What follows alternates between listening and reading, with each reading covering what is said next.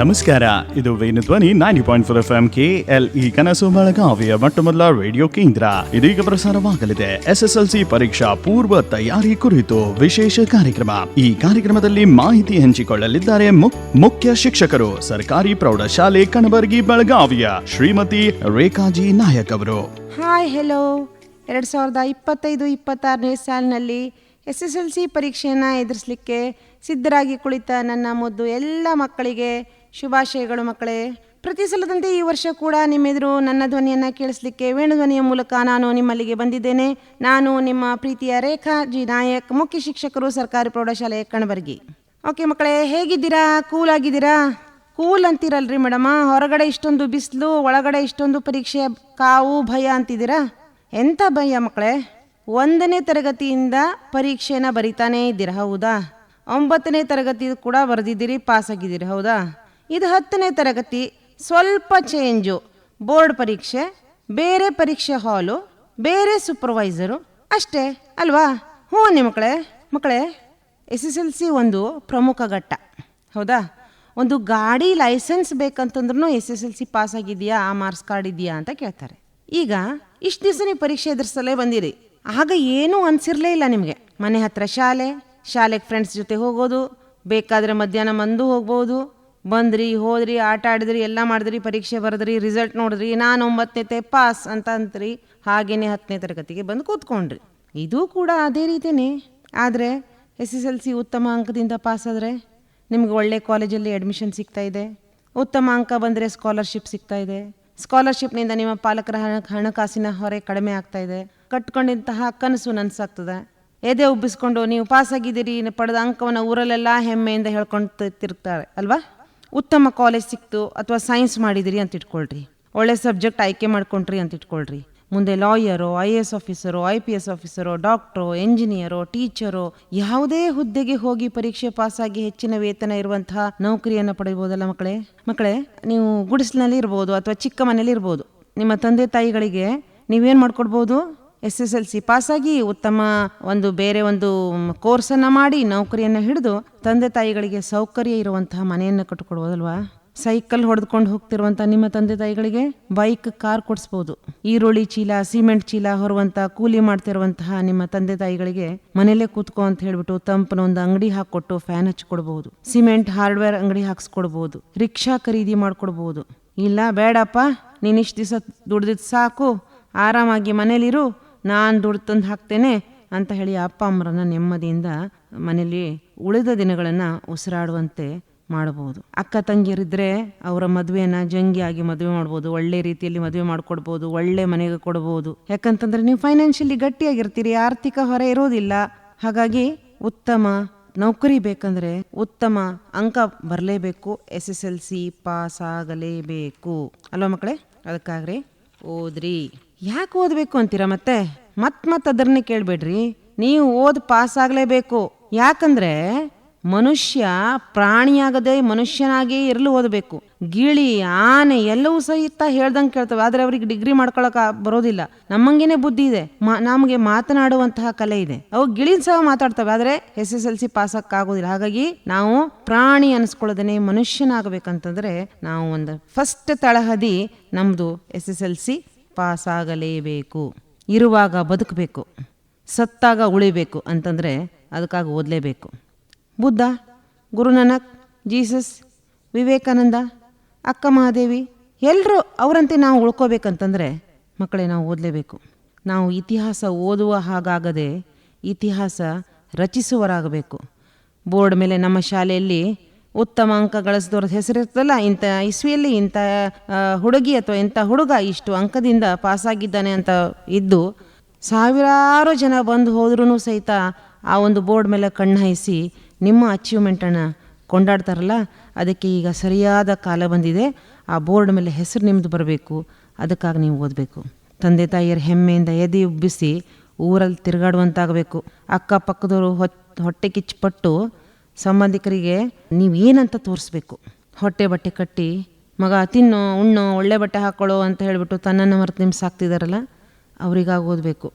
ತನ್ನ ಮನೆ ಚಿಂತೆ ಬಿಟ್ಟು ಶಾಲೆ ಮಕ್ಕಳು ನನ್ನ ಮಕ್ಕಳು ಅಂತ ಹೇಳಿ ನಿಮಗಾಗಿ ಹಗಲಿರೋಳು ಬೆಳಗ್ಗೆ 9ರಿಂದ ಸಂಜೆ 9 ತನಕ ನಿಮ್ಮ ಜೊತೆಗಿದ್ದ ನಿಮ್ಮ ಮುಖ್ಯ ಶಿಕ್ಷಕರು ಮತ್ತು ಶಿಕ್ಷಕ ಬಂಧುಗಳೇನಿದ್ದಾರಲ್ಲ ಅವ್ರ ಸಲುವಾಗಿ ಓದಬೇಕು. ನೀನೊಬ್ಬನೇ ಪ್ರಯತ್ನ ಮಾಡಿ ನೋಡು, ಪಾಸಾಗಿ ಅಂಕ ಗಳಿಸಿ, ಉತ್ತಮ ಅಂಕ ಗಳಿಸಿದರೆ ನಮ್ಮ ತಾಲೂಕಿನ, ನಮ್ಮ ಜಿಲ್ಲೆಯ, ನಮ್ಮ ರಾಜ್ಯದ ಫಲಿತಾಂಶವೇ ಹೆಚ್ಚಾಗುತ್ತದೆ. ಅದಕ್ಕೆ ನೀನೊಬ್ಬನೇ ಕಾರಣ ಆಗ್ತೀಯ. ಇಂತಹ ಹೆಮ್ಮೆ ಪಡಲಿಕ್ಕೆ ನಮ್ಮ ಅಧಿಕಾರಿಗಳು, ನಮ್ಮ ಇಲಾಖೆ ಕಾಯ್ತಾ ಇದೆ. ಅವರ ಶ್ರಮ ಫಲಪ್ರದವಾಗಲಿಕ್ಕೆ ನೀನು ಓದು. ಕೊನೆಯಲ್ಲಿ ನೀನು ನಿನ್ನತನವನ್ನು ಕಾಪಾಡಿಕೊಳ್ಳಲಿಕ್ಕೆ, ನಿನ್ನನ್ನು ಸಮಾಜದಲ್ಲಿ ಗುರುತಿಸಿಕೊಳ್ಳಲಿಕ್ಕೆ ಓದು ಮಗುವೆ, ಓದು. ಮಕ್ಕಳೇ, ಮಾರ್ಚ್ 18 ಏನು ಸ್ಪೆಷಲು? ಮಾರ್ಚ್ 18 ನಮ್ಮ ಮೊದಲ SSLC ಪರೀಕ್ಷೆ ಆರಂಭ. ಮೇ 30ಕ್ಕೆ ಶಾಲೆ ಆರಂಭವಾಯಿತು. ಪ್ರಾರಂಭೋತ್ಸವ ಮಾಡಿದ್ವಿ, ಪುಸ್ತಕ ಕೊಟ್ಟರು, ಸಮವಸ್ತ್ರ ಕೊಟ್ಟರು, ಎಲ್ಲ ಆರಂಭವಾಗಿ ಸೇತು ಬಂದಾಯಿತು, ಸಾಫಲ್ಯ ಪರೀಕ್ಷೆ ಆಯಿತು. ನಿಮ್ದು ಅದರ ಆಧಾರದ ಮೇಲೆ FLNಗೆ ಒಳಪಟ್ಟಂಥ ಮಕ್ಕಳು ಅಂತ ಹೇಳಿ ಲಿಸ್ಟ್ ಮಾಡ್ಕೊಂಡ್ವಿ. ಅವರಿಗೆ 3 ಭಾಷೆಗಳಲ್ಲಿ ಓದೋದು, ಬರೆಯೋದು, ಗಣಿತದ ಮೂಲ ಕ್ರಿಯೆಗಳನ್ನು ಹೇಳ್ಕೊಡೋದು, ಇವನ್ನೆಲ್ಲ ಬೋಧಿಸಿ SSLCಗೆ ನಾವು ನಿಮ್ಮನ್ನು ಅಣಿಗೊಳಿಸಿದ್ವಿ ಅಲ್ಲ ಮಕ್ಕಳೇ. ಆಮೇಲೆ ನಮ್ಮ ಶಾಲೆ ಯೋಜನೆಗಳಾದ 29 ಅಂಶಗಳ ಕ್ರಿಯಾ ಯೋಜನೆ ಅಂತ ಬಂತು. ಅದರಲ್ಲಿ ಹಲವಾರು ಅಂಶಗಳಿದ್ದು, ಶಾಲಾ ಭೇಟಿ, ಡಿಸೆಂಬರ್ ಅಂತ್ಯದೊಳಗೆ ಪಠ್ಯಕ್ರಮ ಪೂರ್ಣಗೊಳಿಸುವಿಕೆ, ಶಾಲೆಯಲ್ಲಿ ಪರಿಹಾರ ಬೋಧನೆ, ವಿಶೇಷ ತರಗತಿ, ಪ್ರಾರ್ಥನಾ ಅವಧಿ ಚಟುವಟಿಕೆ ಅನೇಕ ಇದ್ದವು. ಅದರಲ್ಲಿ ಬಡ್ಡಿ ಪೇರಿಂಗ್ ಇತ್ತು, ಘಟಕವಾರು ಪ್ರಶ್ನೆ ಕೋಟಿ ಇತ್ತು, ವೇಕಪ್ ಕಾಲ್ ಇತ್ತು. ಇವನ್ನೆಲ್ಲ ನಾವು ಮಾಡಿದ್ವಿ. ನೀವು ಕಾಲ್ ಮಾಡಿದಾಗ ಇದ್ರಿ, ಬಡ್ಡಿ ಪೇರಿಂಗಲ್ಲಿ ನೀವು ನಾರ್ಮಲ್ ಮಕ್ಕಳಿದ್ದರೆ ನಿಮ್ಮ ಜೊತೆಗೆ ಒಬ್ಬರು ಶಾರ್ಪ್ ಮಕ್ಕಳನ್ನು ಕೂಡಿಸಿದ್ವಿ, ಪೋಷಕರ ಸಭೆಯನ್ನು ಮಾಡಿದ್ವಿ, ಮಹಾಸಭೆಯನ್ನು ಮಾಡಿದ್ವಿ. ಎಲ್ಲ ನಿಮ್ಮ ಪಾಲಕರು, ಪೋಷಕರು ಬಂದರು, ನಿಮ್ಮ ಅಚೀವ್ಮೆಂಟನ್ನು, ನೀವು ಯಾವುದರಲ್ಲಿ ಕಡಿಮೆ ಇದ್ದೀರಿ, ಯಾವುದರಲ್ಲಿ ಹೆಚ್ಚಿದ್ದೀರಿ ಅಂತೆಲ್ಲ ತಿಳ್ಕೊಂಡ್ರು. ಆಮೇಲೆ LBA ಬಂತು, ಲೆಸನ್ ಬೇಸ್ಡ್ ಅಸೆಸ್ಮೆಂಟ್. ಇಲ್ಲೇನಾಯಿತು, 8450 ಪ್ರಶ್ನೆ ಕೋಟಿಗಳಿತ್ತು. ಇಲ್ಲಿ ಅಷ್ಟು ಪ್ರಶ್ನೆಗಳನ್ನು ನೀವು ಓದಿದರೆ ನೀವು ಪರೀಕ್ಷೆಯಲ್ಲಿ ಉತ್ತಮ ಅಂಕದಿಂದ ಪಾಸಾಗ್ಬೋದು. ಯಾಕಂದರೆ 64% LBAದಿಂದನೇ ಪ್ರಶ್ನೆಗಳು ಬರ್ತಾ ಇದ್ದಾವೆ. ನಂತರ ನವೆಂಬರ್ 10ಗೆ ನಮ್ಮ ಮನೆಯ PRS madam, Rashmi Mahesh madam ಅವರು ಮತ್ತೊಂದು ಯೋಜನೆ ಮಿಷನ್ 40+, ಮಿಷನ್ 50+, ಈ ರೀತಿ ಕ್ವಶನ್ ಪೇಪರ್ 4 ರೀತಿಯ ಮಾದರಿ ಪ್ರಶ್ನೆ ಪತ್ರಿಕೆಗಳು ಬಂದವು. ಅದರ ಜೊತೆಗೆ LBAದ 8450 ಪ್ರಶ್ನೆಗಳು ಬಂದವು. ಇವನ್ನೆಲ್ಲ ನಿಮಗೆ ನಾವು ಮಾಡಿಸೋದ್ರ ಮೂಲಕ 90ರಿಂದ 100% ಫಲಿತಾಂಶ ಸಾಧಿಸಬೇಕಂತ ನಾವು ಯೋಜನೆಯನ್ನು ಹಾಕ್ಕೊಂಡಿದ್ದೇವೆ. ಹಾಕ್ಕೊಂಡ ಯೋಜನೆಗಳು ಇವತ್ತಿಗೆ ಎಲ್ಲೂ ತೊಡಕಾಗದಂತೆ ನಡೆದು ಬಂದು ಇಲ್ಲಿಗೆ ಬಂದು ನಾವು ನಿಂತಿದ್ದೇವೆ. ಅದರ ಜೊತೆಗೆ ಇವತ್ತಿಗೆ ನಿಮ್ಮ 3 ಪೂರ್ವ ಪರೀಕ್ಷೆಗಳು ಮುಗಿದು ಹೋಗ್ಬಿಟ್ಟಿದೆ. ಈಗ ನಿಮ್ಮ ಹತ್ರ 4 ಮಾದರಿ ಪ್ರಶ್ನೆ ಪತ್ರಿಕೆಗಳು ಹಾಗೂ 3 ಪೂರ್ವ ಸಿದ್ಧತಾ ಪರೀಕ್ಷೆ ಪ್ರಶ್ನೆ ಪತ್ರಿಕೆಗಳು, ಒಟ್ಟು 7 ಪ್ರಶ್ನೆ ಪತ್ರಿಕೆಗಳು ನಿಮ್ಮಲ್ಲಿ ಇದ್ದಾವೆ. ಇದನ್ನಿಷ್ಟೇ ಬಿಡಿಸಿದ್ರೂ ಸಹಿತ ನೀವು 60%ಇಂದ 70% ಕವರ್ ಮಾಡಲಿಕ್ಕೆ ಸಾಧ್ಯ ಮಕ್ಕಳೇ. ಯಶಸ್ಸು ಅನ್ನೋದು ಕಂಡಲ್ಲಿ ಬೆಳೆಯುವಂತಹ ಕಣಗಲೆ ಹೂವಲ್ಲ, ಅದು ಅಪರೂಪವಾಗಿ ಅರಳಬೇಕಾದಂತಹ ಮಂದಾರ ಪುಷ್ಪ. ಮಕ್ಕಳೇ, 99 ಕಠಿಣ ಪರಿಶ್ರಮ ಅಂದರೆ ಹಾರ್ಡ್ ವರ್ಕ್ ಹಾಗೂ 1% ಬುದ್ಧಿವಂತಿಕೆಯನ್ನು ಬಳಸಿದರೆ ಮಾತ್ರ ನಿಮಗೆ ಯಶಸ್ಸು ಸಿಗಲಿಕ್ಕೆ ಸಾಧ್ಯ. ಹಾರ್ಡ್ ವರ್ಕ್ ಅಂತಂದರೆ ಹಾರ್ಡ್ ವರ್ಕೇ ಮಾಡಬೇಕು. ಬುದ್ಧಿವಂತ ವಿದ್ಯಾರ್ಥಿಗಳು ತರಗತಿಯಲ್ಲಿ ಪಾಠ ಕೇಳದೆ ಹೊರಗಡೆ ತಿರುಗಾಡಿ, ಆಟ ಆಡಿ, ಮನೆಗೆ ಬಂದು ಊಟ ಮಾಡಿ ಮಲಗಿದ್ರೆ ಸಿಲೆಬಸ್ ಹೇಗಿದೆ ಅಂತ ಅವನಿಗೆ ಗೊತ್ತಾಗ್ತದ? ಅವನು ಹೆಂಗೆ ಅಂಕ ಗಳಿಸ್ತಾನೆ? ಸೊ ಈಗ ನೀವು ಅರ್ಥ ಮಾಡ್ಕೋಬೇಕು, ಅವನು ಅಥವಾ ಅವಳು ಉತ್ತಮ ಅಂಕ ಗಳಿಸಿದ್ದಾಳೆ ಅಂದರೆ ಹೇಗೋ ಟೈಮನ್ನು ಅವರು ವೇಸ್ಟ್ ಮಾಡಿಲ್ಲ, ಟೈಮನ್ನು ಸದುಪಯೋಗ ಮಾಡಿಕೊಂಡಿದ್ದಾರೆ, ಸರಿಯಾಗಿ ತರಗತಿಗೆ ಬೆಳಿಗ್ಗೆ ಸ್ಪೆಷಲ್ ಕ್ಲಾಸಿಗೆ ಬಂದಿದ್ದಾರೆ, ಶಿಕ್ಷಕರು ಮಾಡಿದ ಪಾಠವನ್ನು ಲಕ್ಷ್ಯಗೊಟ್ಟು ಕೇಳಿದ್ದಾರೆ, ಕೇಳಿದ್ದನ್ನು ಮನೆಗೆ ಹೋಗಿ ಓದಿದ್ದನ್ನು ಮತ್ತೆ ಬರೆದು ತೆಗೆದಿದ್ದಾರೆ. ಹಾಗಾಗಿ ಅವರಿಗೆ ಈಗ ಪ್ರಿಪ್ರೇಟರಿ ಪರೀಕ್ಷೆಯಲ್ಲೇ ನೋಡಿದಿರಿ, ಉತ್ತಮ ಅಂಕ ಬಂದಿದೆ, 90 ಬಂದಿದೆ, 95 ಬಂದಿದೆ, 96 ಬಂದಿದೆ, ಅಥವಾ ನಿಮ್ಮ 80ಕ್ಕೆ ತೆಗೆದುಕೊಂಡಾಗ 77, 78 ಈ ರೀತಿ ಮಾರ್ಕ್ಸ್ಗಳು, 79 ಮಾರ್ಕ್ಸ್ಗಳು ಬಂದಿದ್ದಾವೆ ಅಂತಂದರೆ ಅವರ ಶ್ರಮ ಅಲ್ಲಿದೆ ಅಂತ ಅರ್ಥ. ಈಗ ಯಾವುದೇ ಒಂದು ಮಂತ್ರದಿಂದ ಸಾಧನೆ ಆಗೋದಿಲ್ಲ, ದೇವರನ್ನ ಪ್ರಾರ್ಥನೆ ಮಾಡಬೇಕು. ಆರೋಗ್ಯ ಮತ್ತು ದೇವರ ಪ್ರಾರ್ಥನೆ ನಿಮಗೆ 25% ಸಾಥ್ ಕೊಟ್ಟರೆ 75% ನೀವು ಮಾಡಿದಂತಹ ಅಭ್ಯಾಸ ಮಾತ್ರ ನಿಮಗೆ ಗೆಲುವನ್ನು ತಂದು ಕೊಡುವಂಥದ್ದು. ಹಾಗಾದರೆ ಹಾರ್ಡ್ ವರ್ಕ್ ಮಾಡೋಕ್ಕೆ ರೆಡಿ ಇದ್ದಾರಲ್ಲ ಮಕ್ಕಳೇ? ಇವತ್ತಿನ ದಿವಸವನ್ನು ನಾವು ಲೆಕ್ಕ ಮಾಡಿಕೊಂಡ್ರು ಸಹಿತ 10 ದಿವಸ ಇದೆ ಅಂತ ಇಟ್ಕೊಳ್ರಿ. ನೀವು 40 ಅಂಕವನ್ನು ತೆಗೆದುಕೊಳ್ಬೇಕಂತಂದರೆ ಪ್ರತಿದಿನ 4 ಅಂಕ ಕಂಪಲ್ಸರಿ ಬರುವಂಥ ಪ್ರಶ್ನೆಗಳು ಗೊತ್ತಿದೆ. 6 ವಿಷಯದ 4 ಅಂಕಗಳನ್ನು ರೆಡಿ ಮಾಡಿದ್ರೆ ನಿಮಗೆ 40 ಮಾರ್ಕ್ಸ್ ಪರ್ಸೆಂಟೇಜ್ ಬರ್ತಾ ಇದೆ. 6 ಅಂಕ ಪ್ರತಿದಿನ ನೀವು ಪ್ರಾಕ್ಟೀಸ್ ಮಾಡಿದರೆ 60 ಅಂಕ ಬರ್ತಾ ಇದೆ. 10 ದಿನಕ್ಕೆ 8ರಂತೆ ನೀವು ಪ್ರಯತ್ನ ಮಾಡಿದ್ರೆ 80% ಬರ್ತಾ ಇದೆ. ಇನ್ನು 20 ಇಂಟರ್ನಲ್. ಈಗಾಗಲೇ ನಿಮಗೆ ಕೊಟ್ಟಿದ್ದಾರೆ.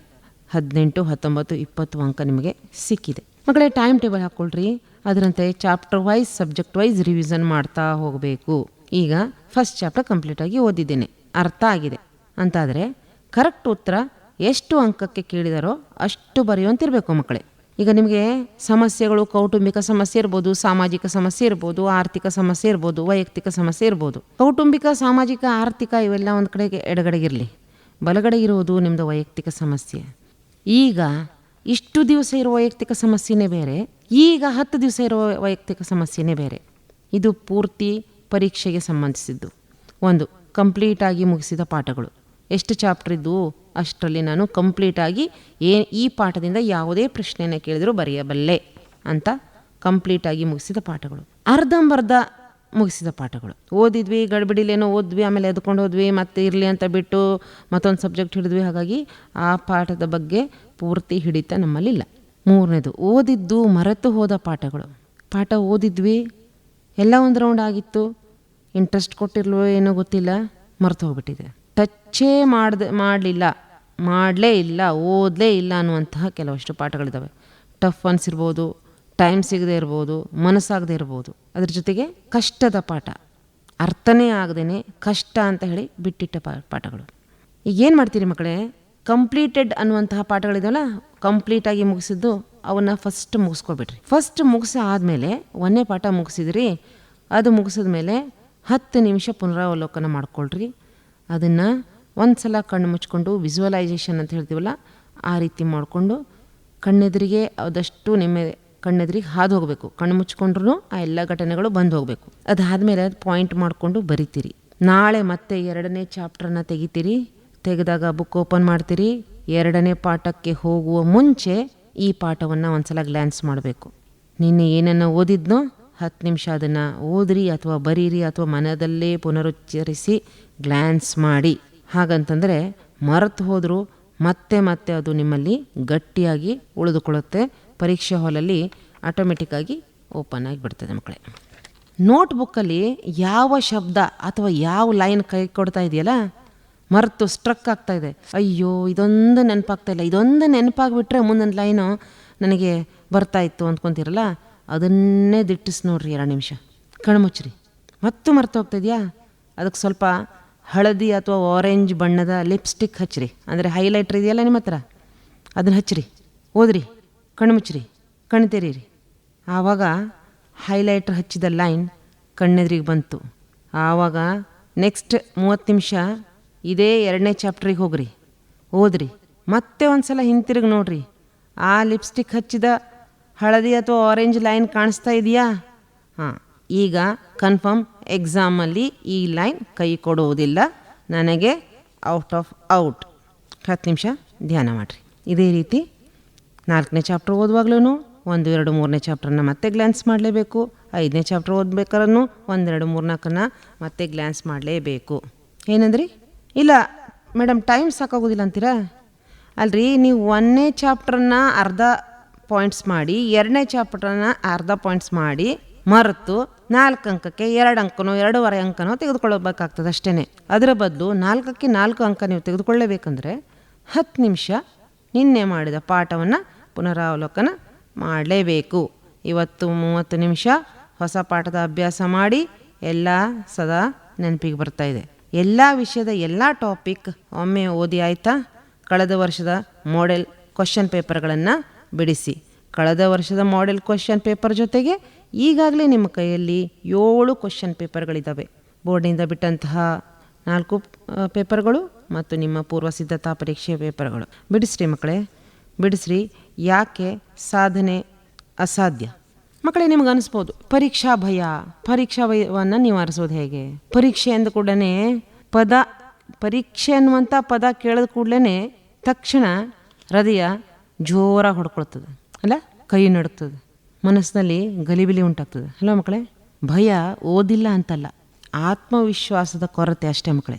ನಿಮ್ಮ ಮೇಲೆ ನೀವೇ ನಂಬಿಕೆ ಇಟ್ಕೋಬೇಕು. ಕೀಳಿರಮೆಯನ್ನು ಬಿಟ್ಬಿಡ್ಬೇಕು. ಅವರು ಓದಿದ್ದಾರೆ, ಅವ್ರದ್ದು ಎಷ್ಟಾಗಿದೆ ಏನೇನೋ, ನಾನೇನೂ ಓದಿಲ್ಲ. ನೀವು ಯಾಕೆ ಓದಿಲ್ಲ? ಓದ್ತಾನೆ ಇದ್ದೀರಿ. FA1 ಬರೆದಿದ್ದೀರಿ, FA2 ಬರೆದಿದ್ದೀರಿ, FA3, FA4, SA1 preparatory 1 2 3 4 ಅಲ್ಲ, ಪ್ರಿಪ್ರೇಟ್ರಿ 1 2 3 4 ಈಗ ಮೇನ್ ಪರೀಕ್ಷೆ. ಹೌದಾ? ಹಾಗಾಗಿ ನಿಮಗೆ ನೀವೇ ಪ್ರಶ್ನೆನ ಕೇಳ್ಕೋಬೇಕು. ಇಂದೆಲ್ಲದಿದ್ದರೆ ಇನ್ಯಾವಾಗ, ನೀನಲ್ಲದಿದ್ದರೆ ಇನ್ಯಾರು ಈ ಸಾಧನೆ ಮಾಡೋರು? ಇನ್ನೂ 10 ದಿವಸದ ಕಾಲ ಇದೆ, ಸಮಯಾವಕಾಶ ಇದೆ. ಮಕ್ಕಳೇ, ಭಯ ಬಿಟ್ಟು ಸಿದ್ಧತೆ ಮಾಡ್ಕೊಳ್ರಿ. ಕನಸನ್ನು ಕಾಣಬೇಡ್ರಿ ಮಕ್ಕಳೇ. ಕನಸು ಕಾಣೋದನ್ನು ನಿಲ್ತ್ಬಿಡ್ರಿ. ಕನಸು ಭಾಗ್ಯದಿಂದ ಬರುವುದಿಲ್ಲ, ನಿರಂತರ ಶ್ರಮದಿಂದ ಬರ್ತಾ ಇದೆ ಅದು. ಹಾಗಾಗಿ ನಿರಂತರ ಶ್ರಮವನ್ನು ಮಾಡಿರಿ. ಆರಾಮ್ ಬೇಕು ಅಂತಂದ್ರೆ ನಿದ್ರೆ ಮಾಡಿಬಿಡ್ರಿ. ಗೆಲುವು ಬೇಕಂತಂದರೆ ನಿದ್ದೆಯನ್ನು ಬಿಟ್ಟು ಓದ್ರಿ ಮಕ್ಕಳೇ. ಮಕ್ಕಳೇ, ಅತಿ ಹೆಚ್ಚು ಅಂಕ ಪಡೆಯಲೇಬೇಕೆಂಬ ಮನಸ್ಥಿತಿ ಭಯದ ಹುಟ್ಟಿಗೆ ಮೊದಲ ಕಾರಣ. ಇಲ್ಲಿ 4 ರೀತಿಯ ಭಯವನ್ನು ಕಾಣಬಹುದು ನಾವು, ಅಂದರೆ ಪರೀಕ್ಷಕ್ಕೆ ಇರುವಂತಹ ತೊಡರುಗಳು. ಒಂದನೇದು ಸ್ವಯಂಕೃತ ಭಯ, ನಿಮ್ಮಷ್ಟಕ್ಕೆ ನೀವು ಭಯ ಪಟ್ಕೊಳ್ಳೋದು. ಅರ್ಧ ವಾರ್ಷಿಕ ಪೂರ್ವ ಪರೀಕ್ಷೆಯಲ್ಲಿ ಓದಿದ್ರೂ ಕಡಿಮೆ ಅಂಕ ಬಂದಿದೆ, ಈಗಂತೂ ಪಬ್ಲಿಕ್ ಪರೀಕ್ಷೆ ಹೇಗೆ ಬರೆಯೋದು ಏನೋ, ಎಷ್ಟು ಅಂಕ ಬರ್ತದೋ ಏನೋ, ನಾನು ಪಾಸ್ ಆಗ್ತೀನೋ ಇಲ್ವೋ, ನಾವು ಓದಿದ ಪ್ರಶ್ನೆಗಳು ಬರ್ತಾವೋ ಇಲ್ವೋ, ಎಂತೆಲ್ಲ ಟೆನ್ಷನ್ ಕೊಡುವಂಥ ಅಂಶಗಳು ನಿಮ್ಮ ತಲೆಯಲ್ಲಿ ಬಂದಾಗ ಭಯ ತನ್ನಿಂದ ತಾನೇ ಮೂಡ್ತದೆ, ಕೈಕಾಲು ನಡುತ್ತಾ ಇದೆ, ಎದೆ ಹೊಡ್ಕೊಳ್ತದೆ. ಎರಡನೇದು ಬಾಹ್ಯ ಭಯ. ಪಾಲಕರು, ಶಿಕ್ಷಕರು, ಬಂಧು ಬಳಗ ಎಲ್ಲರೂ ನೀನು SSLC ನೀನು ಓದು, ಹಿಂದೆ ಉತ್ತಮ ಅಂಕ ಬಂದಿಲ್ಲ, ಕಳೆದ ವರ್ಷ ದೊಡ್ಡಮ್ಮನ ಮಗಳು 90 ಮಾಡಿದ್ದಾಳೆ, ದೊಡ್ಡಪ್ಪನ ಮಗ 95 ಮಾಡಿದ್ದಾನೆ, ನೋಡು ಅವನು ಮೆಡಿಕಲ್ಗೆ ಓದ್ತಾ ಇದ್ದಾನೆ, ಅವನು ಇಂಜಿನಿಯರಿಂಗ್ ಮಾಡ್ತಾ ಇದ್ದಾನೆ, ಈಗ ನೀನು ಇಷ್ಟು ಮಾರ್ಕ್ಸ್ ತೊಗೊಂಡ್ರೆ ಮುಂದೇನು ಮಾಡ್ತೀಯೇನೋ, ನಮಗಂತೂ ಸಾಕಾಗೋಗಿದೆ. ಈ ರೀತಿ ಮಾತುಗಳನ್ನು ಕೇಳಿ ಕೇಳಿ ಹೊರಗಿನಿಂದ ನಿಮಗೆ ಬಾಹ್ಯ ಭಯ ಮೂಡಿಬಿಟ್ಟಿರ್ತದೆ. ಮೂರನೇದು ಆತ್ಮವಿಶ್ವಾಸದ ಕೊರತೆ. ಆತ್ಮವಿಶ್ವಾಸ ಕೊರತೆ ಆಯ್ತಂತಂದರೆ ಮುಂದೆ ಹೆಜ್ಜೆ ಇಡಲಿಕ್ಕೆ ಆಗೋದಿಲ್ಲ. ಇದಕ್ಕೊಂದು ಚಿಕ್ಕ ಘಟನೆ ಹೇಳ್ತೀನಿ ಮಕ್ಕಳೇ. ನಮ್ಮ ಕಡೆಗೆಲ್ಲ ಮಳೆಗಾಲದಲ್ಲಿ ತೆಂಗಿನ ಗರಿಯಿಂದ ಹೆಣೆದಂತಹ ನಾವು ಮಡ್ಲು ಅಂತ ಹೇಳ್ತೀವಿ, ಅದನ್ನು ಕಟ್ತೀವಿ. ಊರಲ್ಲಿ ಇದು ಒಂದು ನಡೆದ ಘಟನೆ ಅಂತೆ. ಕಟ್ಟಬೇಕಾದ್ರೆ ಅವನ ಕೆಲಸದವ ಕಟ್ತಾ ಇದ್ದಂತೆ. ಸಂಜೆ ಆಯಿತು. ಸಂಜೆ ಆದಾಗ ಆ ಮಡ್ಲ ಮೇಲೆ ಒಂದು ಕಂಬದ ಜೊತೆಗೆ ಅದನ್ನ ಜೊತೆ ಮಾಡಿ ಸುತ್ತಲಿ ಬಳ್ಳಿ ತೆಗೆದುಕೊಂಡು ಕಟ್ತಾ ಇದ್ದ. ಕತ್ಲೆ ಆಯ್ತಾ ಬಂತು, ಮತ್ತೊಂದು ಕಟ್ತಾ ಹೋಗ್ತಾನೆ. ಆಮೇಲೆ ಸ್ವಲ್ಪ ಹೊತ್ತಾದ್ಮೇಲೆ ಕೈಗೇನೋ ತೆರೀತು, ಅಂದರೆ ಸ್ಕ್ರ್ಯಾಚ್ ಆಯಿತು. ಆವಾಗ ಅವನು ಏನೋ ತಾಗ್ತಲ್ಲ ಅಂತ ಹೇಳಿಬಿಟ್ಟು ಸ್ವಲ್ಪ ರಕ್ತ ಬಂದಂತೆ ಉಜ್ಕೊಂಡಂತೆ. ಏನೂ ಆಗಿಲ್ಲ ಅಂತ ಒಂದು ಆತ್ಮವಿಶ್ವಾಸದಿಂದ ಮುಂದೋದವ. ಹೀಗೆ ದಿನಗಳ ಕಳೆದು ಅದೆಲ್ಲ ಗಟ್ಟಿ ಬಿಗಿದು ಗಂಟು ಹಾಕಿ ಮಳೆಗಾಲ 6 ತಿಂಗಳ ಮುಗೀತು. 6 ತಿಂಗಳ ಮಳೆಗಾಲ ಮುಗಿದ ಮೇಲೆ ಬೇಸಿಗೆ ಬರ್ತದಲ್ಲ, ಆವಾಗ ಅದನ್ನೆಲ್ಲ ಬಿಚ್ಚಿ ಮತ್ತೆ ಇನ್ನೊಂದು ಕಡೆ ಹಾಕ್ತೀವಿ. ಮತ್ತು ಮುಂದ್ಗಡೆ ಬೇರೆ ಸಿಮೆಂಟಿನ ಶೀಟೋ ಇನ್ನೊಂದು ಶೀಟೋ ಹಾಕ್ತಾರೆ. ಅದನ್ನು ಬಿಚ್ಚುವಂಥ ಸಂದರ್ಭದಲ್ಲಿ ಎಲ್ಲ ಬಳ್ಳಿಗಳನ್ನು ಕಟ್ ಮಾಡ್ತಾ ಹೋದ. ಇನ್ನೊಂದು ಕಡೆ ನೋಡಿದ್ರೆ ಒಂದು ಹಾವನ್ನೇ ಅವನು ಗಂಟು ಹಾಕಿ, ಕೈಗೇನು ತೆರಚಿತ್ತಲ್ಲ ಹಾವನ್ನೇ ಅವನು ಗಂಟು ಹಾಕಿ 4 ಗಂಟು ಹಾಕಿ ಕಟ್ಟಿಬಿಟ್ಟಿದ್ದ. ಈಗ ಅವನಿಗೆ ನೆನಪಾಯ್ತು, ಅಯ್ಯೋ ಕೈ ಮೇಲೆ ತೆರಚಿದ್ದು, ಗಾಯ ಆಗಿದ್ದು, ರಕ್ತ ಬಂದಿದ್ದು ಹಾವು ಕಚ್ಚಿದ್ದಾಗಿತ್ತು ಅಂತ ಹೇಳಿ ತಕ್ಷಣ ಅಲ್ಲಿ ಹಾರ್ಟ್ ಅಟ್ಯಾಕ್ ಆಗಿ ತೀರೋಗ್ಬಿಟ್ಟ. ಅಂದರೆ ಆ ಹಾವಿನ ವಿಷ ಅವನಿಗೆ ಏರಲೇ ಇಲ್ಲ. ಆದರೆ ಯಾಕಂದರೆ ಅವನಿಗೆ ವಿಶ್ವಾಸ ಇತ್ತು, ಆತ್ಮವಿಶ್ವಾಸ ಇತ್ತು, ನಂದೇನೂ ಆಗಿಲ್ಲ, ನಾನು ಆರಾಮಾಗಿದ್ದೇನೆ, ನನಗೆ ಚುಚ್ಚಿದ್ದು ತೆಂಗಿನ ಗರಿ ಕಡ್ಡಿ ಮಾತ್ರ ಅಂತ. ಆದರೆ ಕೊನೆಯಲ್ಲಿ ಅವನಿಗೆ ಅದು ಹಾವು ಅಂತ ಗೊತ್ತಾದಾಗ ಅವ ಸ್ಪಾಟಲ್ಲೇ ಸಾವನ್ನಪ್ತಾನೆ. ಅಂದರೆ ನಾವು ಆತ್ಮವಿಶ್ವಾಸ ಎಲ್ಲಿ ತನಕ ಬೆಳೆಸ್ಕೊಂಡು ಹೋಗ್ತೀವೋ, ನಿಮಗೆ ನಿಮ್ಮ ಹೆಸರನ್ನೇ ಹೇಳ್ಕೊಳ್ರಿ, ನಿನಗೇನಾಗೋದಿಲ್ಲ, ನೀನು ಸ್ಕೋರ್ ಮಾಡ್ತೀಯ, ಅವಳಿಗೆ same class, same teacher, same syllabus, same place, ಹೌದಾ, ಅವರಿಗೆ ಏನು ಕಲಿಸಿದಾರೋ, ಯಾವ ಪ್ರೊಜೆಕ್ಟ್ರ್ನಲ್ಲಿ ಯಾವ ಚಿತ್ರಗಳನ್ನು ಹೇಳಿದಾರೋ, ಯಾವ ಪಾಠವನ್ನು ಕಲಿಸಿದಾರೋ ಎಲ್ಲವನ್ನು ನಿಮಗೆ ಕಲಿಸಿದ್ದಾರೆ, ನಮಗೆ ಕಲಿಸಿದ್ದಾರೆ.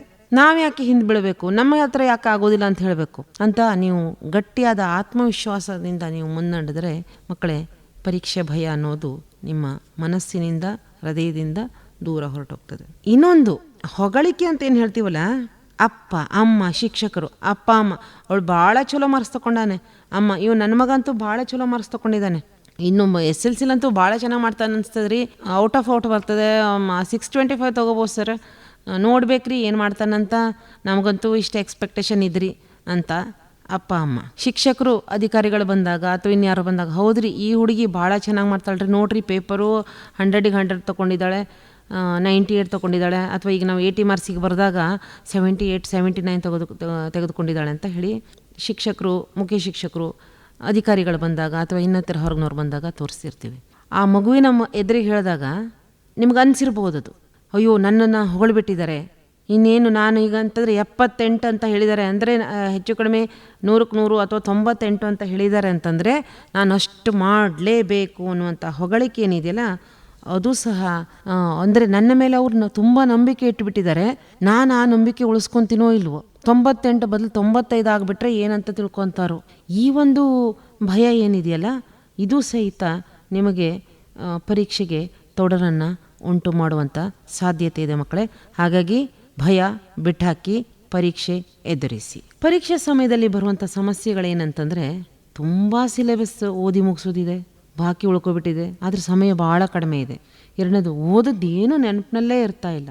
ಮೂರನೇದು ಓವರ್ ಥಿಂಕಿಂಗು, ನಾನು ಇಷ್ಟು ದಿವಸ ಹಾಳು ಮಾಡಿದ್ದೇನೆ, ನಾಳೆ ಮಾಡೋಣ, ನಾಳೆ ಓದೋಣ ಅಂತ ದಿನ ದೂಡಿದ್ದೇನೆ, ಈಗ ನಾ ಪಾಸಾಗ್ಲಿಕ್ಕೆ ಸಾಧ್ಯನಾ, ನನಗೆ 90ರಿಂದ 95 ಅಂಕ ಬರ್ಲಿಕ್ಕೆ ಸಾಧ್ಯನಾ, ಶಿಕ್ಷಕರು ಪಾಲಕರ ನಿರೀಕ್ಷೆಯಂತೆ ಮಾಡ್ಲಿಕ್ಕೆ ಸಾಧ್ಯನಾ, ಈ ಥರ ಟೆನ್ಷನ್. ಮಕ್ಕಳೇ, ಟೆನ್ಷನ್ ಮಾಡ್ಕೊಳ್ಳೋದನ್ನು ಮುಂಚೆ ಬಿಟ್ಟಾಕಿ. ಕೊನೆಯ ಅವಧಿಯಲ್ಲೂ ಕೂಡ ಪ್ರಯತ್ನ ಮಾಡಿ ಟಾಪರ್ ಆದಂಥ ಅನೇಕ ವಿದ್ಯಾರ್ಥಿಗಳಿದ್ದಾರೆ. ಅದಂಥ ವಿದ್ಯಾರ್ಥಿಗಳಲ್ಲಿ ನೀವು ಯಾಕೆ ಆಗಬಾರ್ದು? ಮತ್ತು essay 1 ಬರೆದಿದ್ದೀರಿ, ಅರ್ಧ ವಾರ್ಷಿಕ ಪರೀಕ್ಷೆ ಪೂರ್ತಿ ಅರ್ಧ ಪೋರ್ಷನ್ ಕವರ್ ಮಾಡಿದಿರಿ, ಡಿಸೆಂಬರ್ ಅಂತ್ಯದವರೆಗೆ ಎಲ್ಲ ಪೋರ್ಷನ್ ಕವರ್ ಆಗಿದೆ. ಅಲ್ಲೊಂದು ಜನವರಿಲಿ ಒಂದು ಪ್ರಿಪ್ರೇಟರಿ ಬರೆದ್ರಿ, ಜನವರಿ ಎಂಡಿಗೆ ಒಂದು ಬರೆದ್ರಿ, ಫೆಬ್ರವರಿ 3 ಪೂರ್ವ ಸಿದ್ಧತಾ ಪರೀಕ್ಷೆನ ಬರೆದಿದ್ದೀರಿ. ಬ್ಲೂ ಪ್ರಿಂಟನ್ನು ಕೊಟ್ಟಿದ್ದಾರೆ ನಿಮಗೆ. ಇಂಥ ಪಾಠದಿಂದ ಇಂಥದೇ ಪ್ರಶ್ನೆ, ಇಷ್ಟೇ ಅಂಕದ ಪ್ರಶ್ನೆಗಳಂತ ಬಂದಾಗಲೂ ಕೂಡ ನೀವು ಯಾಕ್ರಿ ಹೆದರಬೇಕು? ಅದೇ ಪ್ರಶ್ನೆನ ತಯಾರು ಮಾಡ್ರಲ್ಲ. ಮಾಡಬೇಕಾದ್ದೇನು, ಆ ಪ್ರಶ್ನೆಯನ್ನು ಓದಿ ಮನವರಿಕೆ ಮಾಡ್ಕೊಳ್ರಿ, ಮನಸ್ಸಿನಲ್ಲಿ ಇಳಿಸ್ಕೊಳ್ರಿ, ಮನದಟ್ಟು ಮಾಡ್ಕೊಳ್ರಿ, ಅದನ್ನೇ ಮತ್ತೆ ಬರೆದು ತೆಗಿರಿ. ಬರೆದಾದ ಮೇಲೆ ಉತ್ತರವನ್ನು ಕಂಪೇರ್ ಮಾಡಿರಿ. ಎಲ್ಲಿ ತಪ್ಪಿದೆಯೋ ಅಲ್ಲಿ ರೆಡ್ ಇಂಕಿಂದ ಅಥವಾ ಹೈಲೈಟ್ರಿಂದ ಮಾರ್ಕ್ ಮಾಡ್ಕೊಳ್ರಿ. ಅಲ್ಲಿ ಮತ್ತೊಂದು ಸಲ ಓದ್ಕೊಳ್ರಿ, ಬರೀರಿ. ಈಗ ಎಲ್ಲವನ್ನ ಓದಬೇಕು ಅಂತ ಈಗ ಕೂತ್ಕೊಳ್ಬೇಡ್ರಿ. ಈಗ 10 ದಿವಸ ಇದೆ. ಎಲ್ಲವನ್ನ ಓದಲಿಕ್ಕೆ ಹೋದರೆ ಎಲ್ಲವೂ ತಲೆ ಒಳಗೆ ಹೋಗೋದಿಲ್ಲ. ಯಾವುದು ಇಂಪಾರ್ಟೆಂಟ್ ಟಾಪಿಕ್ ಇದೆಯೋ, ನಿಮಗೆ 4 ಅಂಕದ ಪ್ರಶ್ನೆಗಳು ಅಂತ ಯಾವ್ದು ಕೇಳಿದಾರೋ ಅದನ್ನ ಫಸ್ಟ್ ಟಿಕ್ ಮಾಡ್ಕೊಂಡು ಅದನ್ನ ರೆಡಿ ಮಾಡ್ಕೊಳ್ರಿ. 2 ಅಂಕದ ಪ್ರಶ್ನೆಗಳು, ಕಂಪಲ್ಸರಿ ಪ್ರಶ್ನೆಗಳು ಯಾವುದಿದಾವಲ್ಲ ಅದನ್ನು ಫಸ್ಟ್ ಮಾಡ್ಕೊಬಿಟ್ರೆ 40ರಿಂದ 50 ಅಂಕಗಳನ್ನು ಮುಗಿಸ್ಕೊಂಡ್ಬಿಟ್ರೆ ನೀವು ನಿರಾಳಾಗಿಬಿಡ್ತೀರಿ. ನಂದು ಅರ್ಧಕ್ಕರ್ಧ ರೆಡಿಯಾಗಿದೆ, ಇನ್ನು ನಾನು 70%ಗೆ ಹೋಗಬೇಕು, 80%ಗೆ ಹೋಗಬೇಕು ಅಂತ ನೀವು ರೆಡಿ ಆಗ್ತೀರಿ. ಹೌದಾ? ಅದ್ರ ಬಿಟ್ಟು ಅದನ್ನು ತಂದು ಇದನ್ನು ತಂದು, ಆ ಪುಸ್ತಕ, ಆ ಗೈಡು, ಅವ್ರು ಹೇಳಿದ್ದು ಇವ್ರು ಹೇಳಿದ್ದು, ಅಷ್ಟೆಲ್ಲ ಮಾಡೋಕ್ಕೆ ಹೋಗೋಕ್ಕೆ ಈಗ ಸಮಯನೂ ಇಲ್ಲ, ನಿಮ್ಮ ಹತ್ರ ಅಷ್ಟೊಂದು ಎನರ್ಜಿನೂ ಇಲ್ಲ. ಯಾಕಂದರೆ ಮತ್ತೆ ನೀವು ಸ್ಟ್ರೆಸ್ಸಿಗೆ ಅಥವಾ ಒತ್ತಡಕ್ಕೆ ಒಳಗಾಗ್ಬಿಟ್ರೆ ಅದು ಬೇರೆ ರಿಸಲ್ಟನ್ನೇ ಕೊಡುವಂಥ ಸಾಧ್ಯತೆ ಇದೆ. ಸ್ಟ್ರೆಸ್ ಅಥವಾ ಮಾನಸಿಕ ಒತ್ತಡಕ್ಕೆ ಮಾತ್ರ ಒಳಗಾಗಬೇಡ್ರಿ ಮಕ್ಕಳೇ. ಎಲ್ಲವೂ ಆರಾಮಾಗೇ ಹೋಗ್ತಾ ಇದೆ, ಎಲ್ಲವೂ ಸುಖಾಂತ್ಯವೇ ಆಗ್ತಾ ಇದೆ. ಯಾಕಂತಂದರೆ ನೀವು ಓದಿದ್ದೀರಿ, ಶಿಕ್ಷಕರು ಪಾಠ ಮಾಡಿದ್ದಾರೆ, ನೀವು ಪರೀಕ್ಷೆ ಬರೆದಿದ್ದೀರಿ, ಇನ್ಯಾಕೆ ಚಿಂತೆ ಬಿಡಿ ಮಕ್ಕಳೇ. ನ್ಯೂರೋ ಸೈನ್ಸ್ ಹೇಳ್ತದಂತೆ ಬಾಯಿಹಾಟ ಮಾಡಿದ ಉತ್ತರಗಳು ಕೆಲವು ದಿನ ಮಾತ್ರ ನೆನಪಿನಲ್ಲಿ ಉಳಿತಾವಂತೆ. ಅದಕ್ಕಾಗಿ ನಾನು ಹೇಳಿದೆ ನಿಮಗೆ, ಬಾಯಿಹಾಟ ಮಾಡಬೇಡ್ರಿ, ಓದಿ ಮನನ ಮಾಡ್ಕೊಳ್ರಿ, ಅದನ್ನು ವಿಜುವಲೈಸೇಷನ್ ಮಾಡ್ಕೊಳ್ರಿ. ಅಂದರೆ ಒಂದು ಕಥೆಯ ರೂಪದಲ್ಲೋ ಒಂದು ಪಿಕ್ಚರ್ ರೂಪದಲ್ಲೋ ಅದನ್ನು ನಾವು ವಿಜುವಲೈಸೇಷನ್ ಮಾಡ್ಕೋಬೇಕು. ಚಿತ್ರ ರೂಪದಲ್ಲಿ ನಮ್ಮ ಮೈಂಡ್ ಚಿತ್ರ ರೂಪದಲ್ಲಿ ಬೇಗ ಕ್ಯಾಚ್ ಮಾಡ್ತದಂತೆ. ಯಾಕಂದರೆ ನಾವು ಸಣ್ಣ ಇರ್ಬೇಕಾದ್ರೆ ನೋಡಿದಂಥ ಪಿಕ್ಚರ್ಗಳು ಎಲ್ಲವೂ ನಮಗೆ ನೆನಪಿದೆ. ಅಥವಾ ಸದ್ಯ ನೋಡಿದಂಥ ಪಿಕ್ಚರ್ನ ಕಥೆಯನ್ನು ಪಿನ್ ಟು ಪಿನ್ ನಾವು ಹೇಳ್ತೀವಿ. ಯಾವ ಡಯಲಾಗ್ ಯಾವ ಪಿಕ್ಚರ್ದಂತ ಹೇಳ್ತೀವಿ. ಯಾವ ಸೀರೆ ಉಟ್ಕೊಂಡಿದ್ರು, ಯಾವ ಡ್ರೆಸ್ ಹಾಕ್ಕೊಂಡಿದ್ರು, ಯಾವ ಹಾರ ಹಾಕ್ಕೊಂಡಿದ್ಲು, ಅಥವಾ ಅವನು ಯಾವ ಪ್ಯಾಂಟ್ ಶರ್ಟ್ ಹಾಕ್ಕೊಂಡಿದ್ದ, ಅವನು ಯಾವ ಗಾಗಲ್ ಹಾಕ್ಕೊಂಡಿದ್ದ, ಯಾವ ಬೈಕಲ್ಲಿ ಬಂದಿದ್ದ, ಆ ಬೈಕ್ ನಂಬರು, ಕಾರ್ ನಂಬರು ಸಹಿತ ನೆನ್ಪಿಟ್ಕೊಳ್ಳುವಂಥ ಶಕ್ತಿ ಇರುವಂಥ ಮಕ್ಕಳು ನೀವು ಯಾಕೆ ಹೆದರಬೇಕು ಪರೀಕ್ಷೆಗೆ? ಈಗ 10th ಗ್ರ್ಯಾಂಡ್ ಮಾ ಕನ್ನಡ ಮೀಡಿಯಂ ಮಕ್ಕಳಿಗೆ ಸೆಕೆಂಡ್ ಲ್ಯಾಂಗ್ವೇಜ್ ಇಂಗ್ಲೀಷಲ್ಲಿ ಗ್ರ್ಯಾಂಡ್ ಮಾ ಕ್ಲೈಮ್ಸ್ ಎ ಟ್ರೀ ಅಂತ ಇದೆ. ಅಜ್ಜಿ ಮರ ಹತ್ತಿದಳು, ಗ್ರ್ಯಾಂಡ್ ಮಾ ಕ್ಲೈಮ್ಸ್ ಎ ಟ್ರೀ. ಇದೇನಂತಂದರೆ ಅಜ್ಜಿ ಮರ ಹತ್ತುವಂಥ ರೂಢಿ ಮಾಡ್ಕೊಂಡಿರ್ತಾಳೆ. ಅವರ ಬ್ರದರ್ ಹತ್ತಿಂದ ಸಣ್ಣ ಇರಬೇಕಾದ್ರೆ 6ನೇ ವಯಸ್ಸಿನಲ್ಲಿ ಅವಳು ಕಲ್ತಿರ್ತಾಳೆ. ಆಮೇಲೆ ಜನ ಎಲ್ಲ ಇದು ಈಗಲೂ ಸಹಿತ ಅವಳಿಗೆ 62 ವರ್ಷ, ಜನ ಎಲ್ಲ ಇದನ್ನು ನಾಚಿಕೆಗೇಡು ಅಂತ ಹೇಳ್ತಿರ್ತಾರೆ. ಆದರೂ ಸಹಿತ ಅವಳು ಯಾವುದಕ್ಕೆ ಕೇರ್ ಮಾಡ್ತಿರ್ಲಿಲ್ಲ. ಒಂದು ದಿವಸ ಹತ್ತಿದ್ಲು, ಇಳಿಲಿಕ್ಕಾಗಲಿಲ್ಲ. ಜನ ಎಲ್ಲ ಬಂದು ಸೆಕ್ಯೂರ್ ಮಾಡಿದರು. ಆಮೇಲೆ ಡಾಕ್ಟ್ರು ಬಂದು 1 ವೀಕ್ ಬೆಡ್ ರೆಸ್ಟ್ ಅಂತ ಹೇಳಿದರು. 1 ವೀಕ್ ಬೆಡ್ ರೆಸ್ಟ್ ಅವಳಿಗೆ ಒಂಥರ ನರಕಯಾತನೆ ಅನ್ನಿಸ್ದಂಗೆ ಆಯಿತು. ತನ್ನ ಮಗ ಮತ್ತು ಮೊಮ್ಮಗನನ್ನು ಕರೆದು, ನನಗೆ ಮರದ ಮೇಲೇ ಉಳಿಬೇಕು ಅನ್ನಿಸ್ತಾ ಇದೆ, ಮರದ ಮೇಲೆ ನನಗೆ ಮನೆಯನ್ನು ಕಟ್ಟಿಕೊಡು ಅಂತ ಹೇಳಿ ಕೇಳ್ಕೊಳ್ತಾಳೆ. ಮಗ ತನ್ನ ಡ್ಯೂಟಿ ಅವನಿಗೆ ಗೊತ್ತಿರ್ತದೆ, ಅವನು ಏನು ಮಾಡ್ತಾನೆ, ಮರದ ಮೇಲೆ ಮನೆಯನ್ನು ಕಟ್ಟಿಕೊಳ್ತಾನೆ. ಅಜ್ಜಿ ಮೇಲೆ ಮರ ಹತ್ಕೊಂಡು ಏಣಿಯ ಮೂಲಕ ಮರದ ಮೇಲೆ ಇರುವಂಥ ಮನೆಯಲ್ಲಿ ಕುಳಿತು ಶೇರಿ ಮತ್ತು ಫುಡ್ಡನ್ನು ಊಟವನ್ನು ಮಾಡ್ಕೊತ ಕೂತು ಎಂಜಾಯ್ ಮಾಡ್ತಾಳೆ ಲೈಫನ್ನು. ಇದು ನಾವು ಪಿಕ್ಚರ್ ಥರ ಹೆಂಗೆ ಮಾಡೋದು, ಸಣ್ಣಿರುವಂಥ ಅಜ್ಜಿ 6ನೇ ಅಜ್ಜಿ ಪಿಕ್ಚರ್. ಅಜ್ಜಿ ಅಂದ್ರೆ ಒಂದು ಹುಡುಗಿ, ಸಣ್ಣ ಹುಡುಗಿನ ಕಣ್ಣೆದಿರ್ತಾರೆ. ಸಣ್ಣ ಹುಡುಗಿ ಬಂದ್ಲಾ, ಅವಳು ಮರ ಹತ್ತಿದ್ಲು. ಅವ್ರ ಅಣ್ಣ ಫಸ್ಟ್ ಹತ್ತದ, ಆಮೇಲೆ ತಂಗಿ ಹತ್ತಿದ್ಲು. ಈಗ ಆ ಹುಡುಗಿ ದೊಡ್ಡವಳಾದ್ಲು, ಅಜ್ಜಿ ಆದವಳು. ಅಜ್ಜಿ ಮುಖ ಕಣ್ಣೆದ್ರಿಗೆ ಬಂತ. ಒಂದು ದಿವಸ ಮನೇಲಿ ಯಾರೂ ಇರಲಿಲ್ಲ, ಅಜ್ಜಿ ಮರ ಹತ್ತಿದ್ಲು, ಇಳಿಲಿಕ್ಕಾಗಲಿಲ್ಲ, ತುಂಬ ಸಾಹಸ ಪಟ್ಲು. ಆಮೇಲೆ ಜನ ಎಲ್ಲ ಬಂದಿದ್ದಾರೆ ನೋಡ್ರಿ, ಕಾಣಿಸ್ತಾ ಇದೆಯಾ? ಆ ಜನ ಎಲ್ಲ ಬಂದು ಅಜ್ಜಿನ ಇಳಿಸಿದ್ರು, ಕಾಣಿಸ್ತಾ? ಓಕೆ. ಇಳಿಸಾದ್ಮೇಲೆ ಅಜ್ಜಿನ ಬೆಡ್ರೂಮಿಗೆ ಕರ್ಕೊಂಡೋಗಿ ಮಲಗಿಸಿದ್ರು. ಡಾಕ್ಟ್ರು ಬಂದರು, ಸ್ಟೆಥೋಸ್ಕೋಪ್ ಹಾಕಿದ್ದು ಕಾಣಿಸ್ತಾ ಇದೆಯಾ? ವೈಟ್ ಶರ್ಟ್ ಹಾಕೊ ಬಂದಿದ್ದಾರಾ? ಓಕೆ. ಟೆಸ್ಟ್ ಮಾಡ್ತಾ ಇದ್ದಾರೆ ನೋಡ್ರಿ, ಟೆಂಪ್ರೇಚರು ನೋಡಿದಿರಾ? ಆಮೇಲೆ ಏನಂತಂದ್ರು, 1 ವೀಕ್ ಬೆಡ್ ರೆಸ್ಟ್ ಅಂತಂದರು. ಗ್ರ್ಯಾಂಡ್ ಮಾ ಮಲಗಿದ್ಲು ಒಂದು ವಾರ ಆಯಿತು. ಬೋರ್ಡಲ್ಲಿ ಕ್ಯಾಲೆಂಡರ್ ನೋಡ್ರಿ, 1 ವಾರದ ನಂತರ ಅಜ್ಜಿ ಮಗನನ್ನು ಕರೆದ್ಲು. Ruskin bond ಅಂತಂದೇನ. ಅಜ್ಜಿ ಅಂತಂದ್ಲು, ನನಗಾಗ್ತಾ ಇಲ್ಲ, ಇದು ನರಕ ಅನ್ನಿಸ್ತಾ ಇದೆ, ನನಗೆ ಮರದ ಮೇಲೆ ಮನೆಯನ್ನು, ಟ್ರೀ ಟಾಪ್ ಹೌಸನ್ನು ಕಟ್ಕೊಡು ಅಂತಂದ್ಲು.